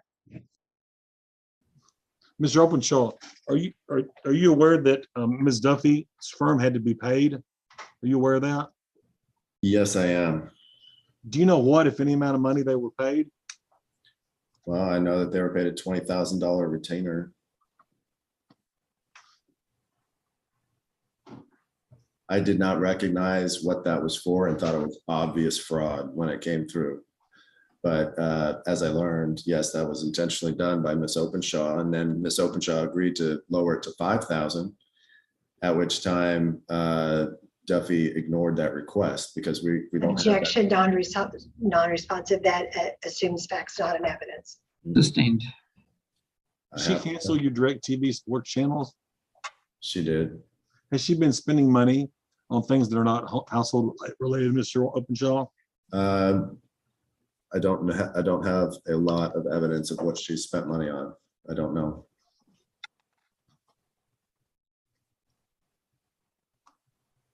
But And she certainly, said- yeah, I'm sorry, go ahead. certainly living arrangements. I'm trying to cut costs on basically everything, and I think that her costs have escalated quite a bit. Objection, non-responsive. Sorry, Elvis, I should have been more clear. You clock in by hitting the like button, then you clock out by commenting, either live or coming back the next day and commenting if we're still live. It's probably too bad. You can hit the thumbs down if you want. YouTube Daddy doesn't really care. Yeah, please do. Actually, well, we'll talk. That's another day stream that we have to talk about my YouTube ways, but let's just say I used to look at my analytics a lot more. I don't look at them as much anymore, but it used to really interest me when certain streams or videos would get downvotes because anyways, but I don't mind at all. It's still engagement. Sustained. In fact, I believe you said you're in the process of moving to downsize. Is that right? Absolutely. Are you asking to be awarded some money so you can continue litigating this case if that's necessary? I would appreciate that. Yes. Are you asking for the judge? Objection, Your Honor.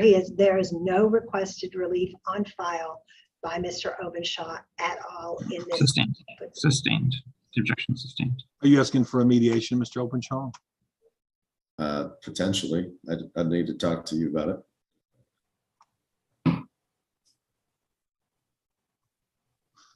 And have the attorneys or Ms. Openshaw tried to access the home since she was arrested?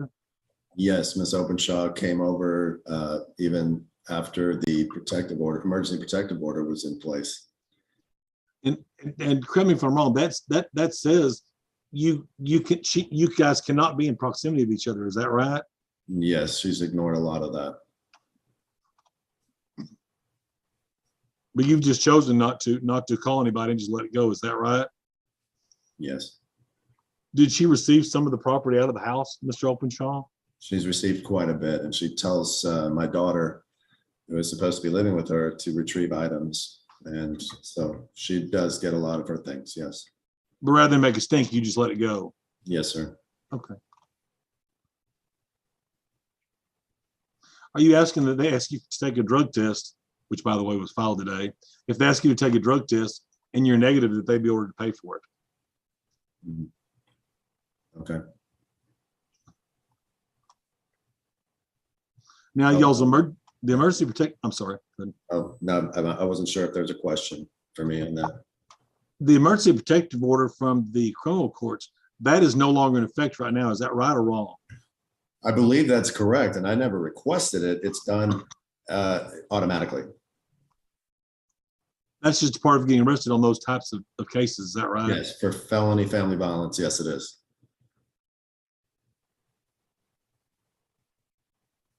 How is Bowen doing with you?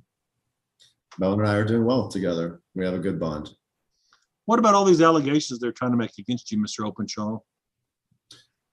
Well, I know that Bowen has had trouble, but it's because of the entire divorce circumstance. It has nothing to do with the fact that anything that I'm doing. I'm actually stepping up my efforts with him quite a bit. And I actually have given him an educational course about marijuana for him to learn on his own.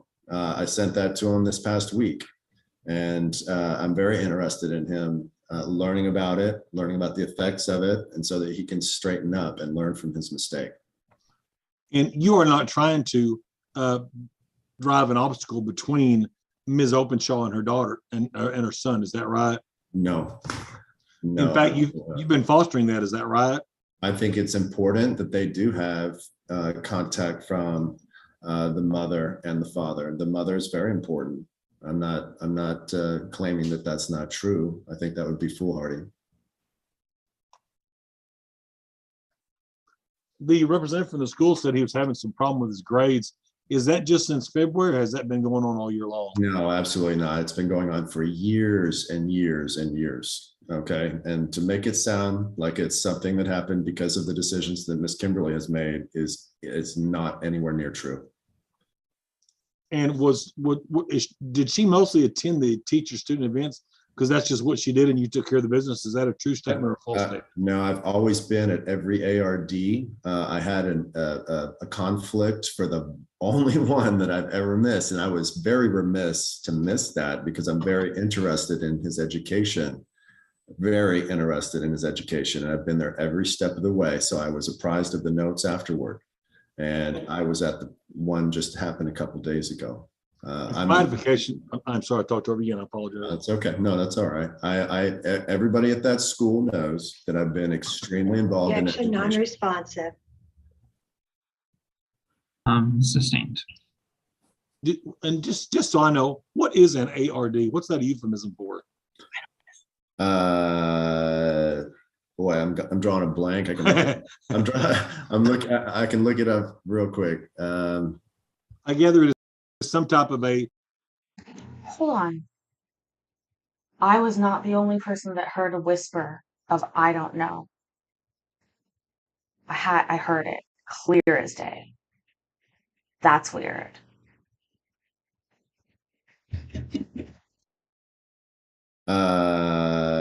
Isn't.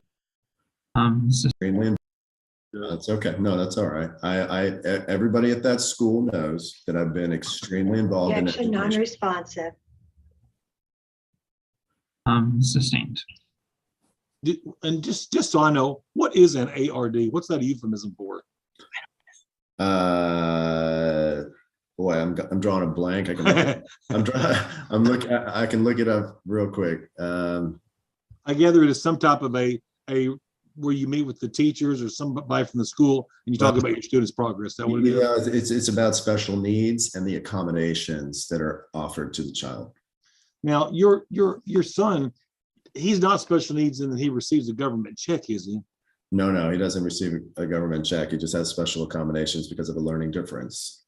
Okay, and I don't know how to ask this, but is he in a normal classroom with other children that are not disabled? He is actually, but he's pulled out to work with someone one-on-one because of his special needs. And so, yeah. A little both. Judge, I passed the witness I showed. That's been 2 hours. Okay, let me just ask some questions so I can understand. So, Ms. Openshaw, you said that you're getting $1,000 a month plus bonuses, but you haven't received any bonuses yet because you're waiting on some transactions, right? You haven't closed any transactions yet. Kimberly's muted. Kimberly, you're muted.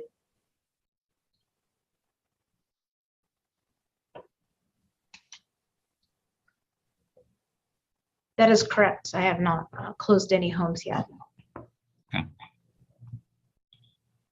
And then the Dysart residence, who lives at that? I don't know which residence that is.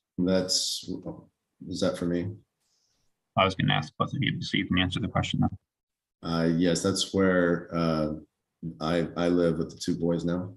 But we are, that lease is ending this week and we're starting a lease at a less expensive place. Okay, how many bedrooms is that residence? That is 3 bedrooms. Okay. And is the cost of that the $2,500 that you put in your financial information statement? $2,800. 2,800. Sorry. Yes, 20. sir. Got it. Okay, so you put your income, Mr. Openshaw, as being 0. Right now, yes, that's correct. So your expenses are over $4,000. How are you paying your expenses? Well, I'm hitting the bottom right now, and I'm going to have to borrow some more money from my father. But again, I am literally at the cusp at the moment where I'm going to receive VC funding, and instead of money. Oh my God. Insert my conversation with my dad earlier today. I am literally on the cusp of making this work, Dad. I swear to God, I am not doing nothing for no reason. There. God damn it. Going that way, I'll be able to pay myself. And I believe that funding will hit How are you paying yourself before? I was never paying myself before. That's where all this money disappeared because I had to pay for a very expensive family over the course of 8 years. So there wasn't big losses and things like that, other than a few and a lot of living expenses that happened.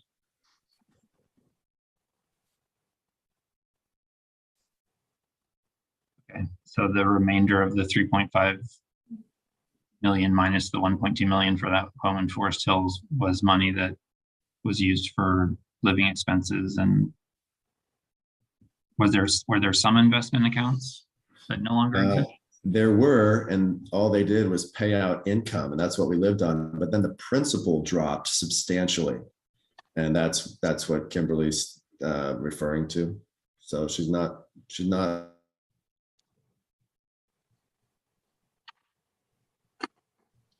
Creed friend? You froze. Altogether wrong. Okay.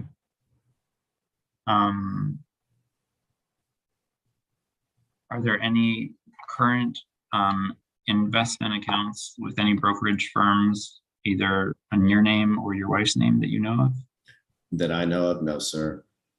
No, there's no money that's absconded or hidden anywhere. I've never hidden $1. There's nothing out there. I've disclosed everything.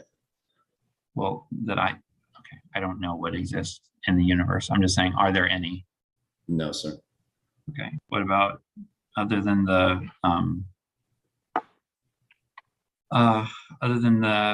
Egocentric business account, the $85,000, is there money that you all have in any savings account? No, there's no savings accounts anywhere. We have a few $1,000s each, it sounds like, in a checking account.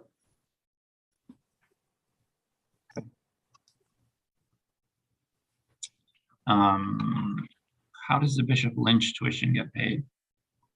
Well, that's brought us to our knees. It's been very difficult. It's basically over right now, but it has been paid. We did ask them for a discount on tuition, which they afforded us the past 2 years in a row.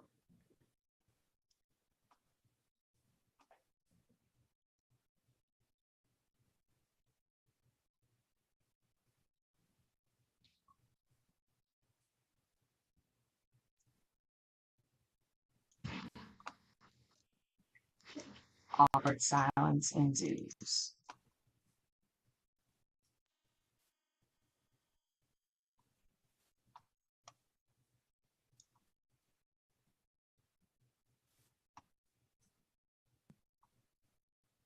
Right, Lisa? 85K, we would never, I wouldn't be, oh my God. 8K. Let's be real, 8K and my life would be turned around.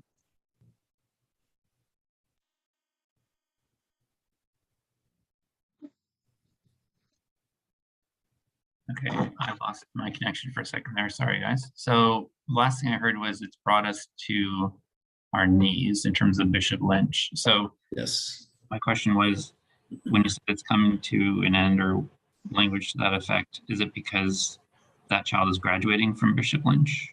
Yes, sir. He's graduating on Sunday, actually. So he's done, and the payments are also done. But I'm not sure that you caught the fact that we did request a discount on tuition, which they did afford us the past 2 years in a row. Okay, I was just trying to figure out monthly expenses. Yeah. Okay, so Ms. Openshaw, if I order drug testing for both of you, have you used any illegal substances in the last 6 to 8 months? No. Okay. Mr. Openshaw, have you used any illegal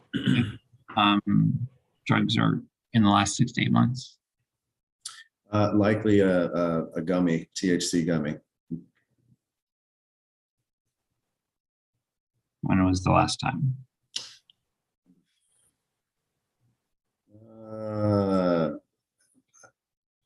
Approximately a month or two ago. Anything else? No. Okay. So it's not something that's before me, but out of curiosity, so I can understand, when Mr. Nance was asking that you be paid money From Mhm. what source would your wife be paying you money? I don't understand. In understanding the finances, I don't understand where that would even be possible. Well, I don't know anything about her finances for she's been working now for what, 2, 3 years, I think almost 3 years, and she never paid any family bills. That was all from the money that I made from working. And I asked her one time to pay half of a credit card bill because I believed at that moment that her account was larger than my own. And I was just trying to get some help. And I talked to her very calmly about that, which is what precipitated one of the violent outbursts that led to her being charged.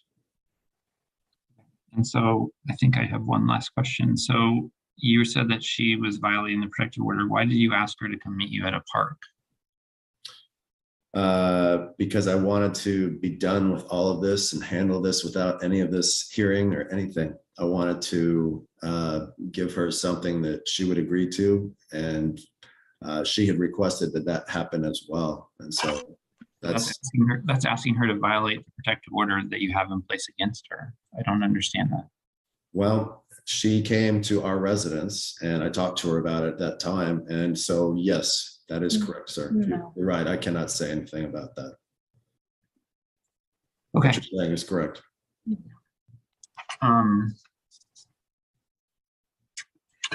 The email addresses I have are lisa@d-elaw.com. Is that correct? Are you joking right now?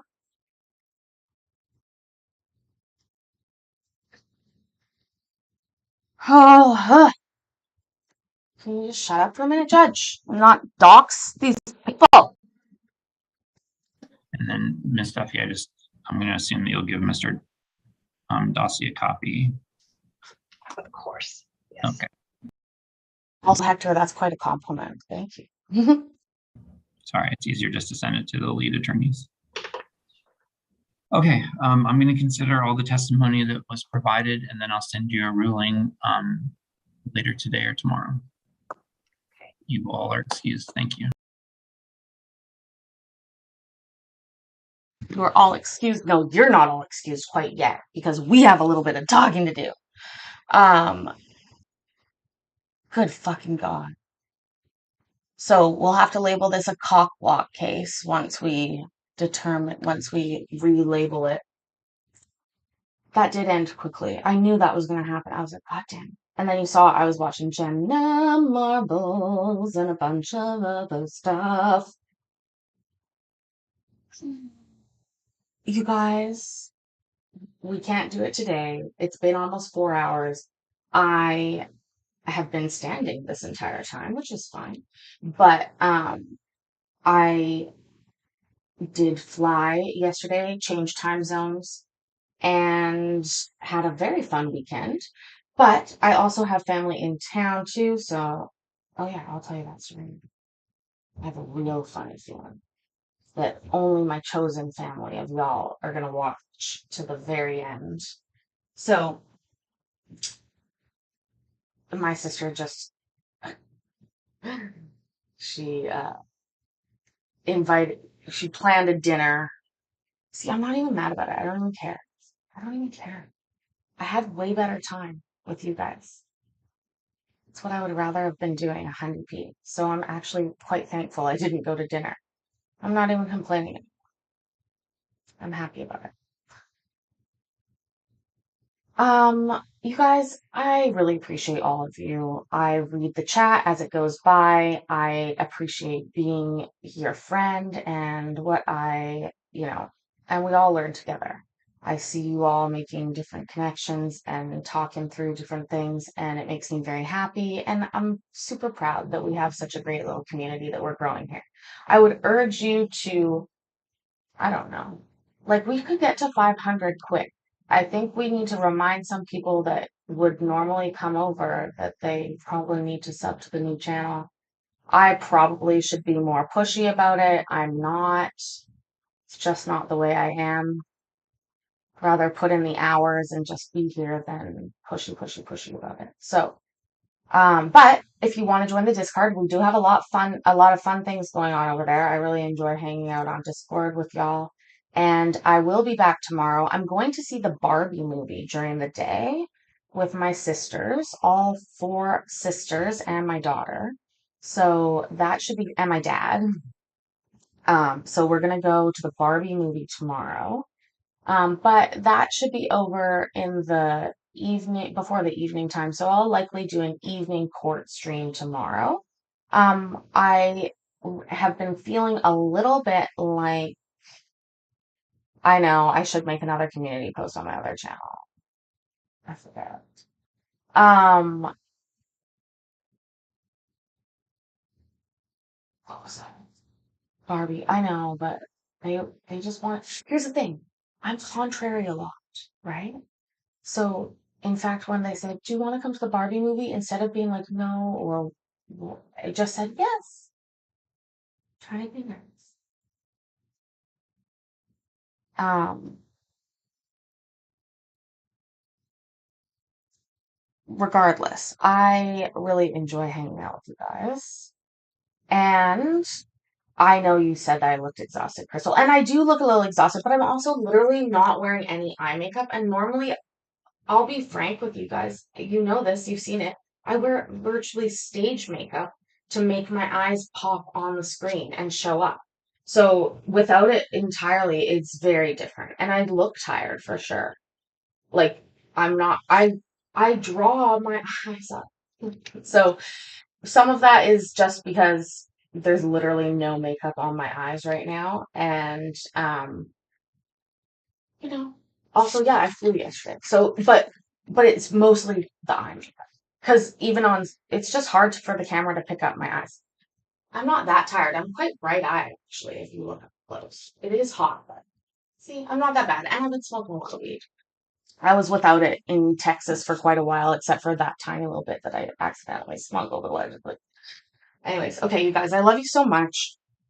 Drive safe, live safe, be safe. Remember, I'm proud of you. Um, you're part of my OG 2.0 crew. And yeah, I love you, and I'll talk to you tomorrow. Bye.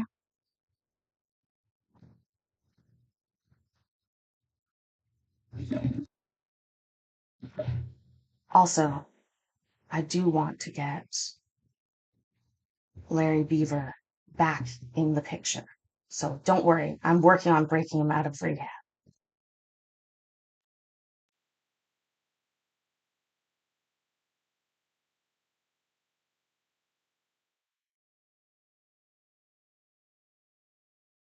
Chrissy, you're too sweet. Love you guys so much. Talk to you tomorrow.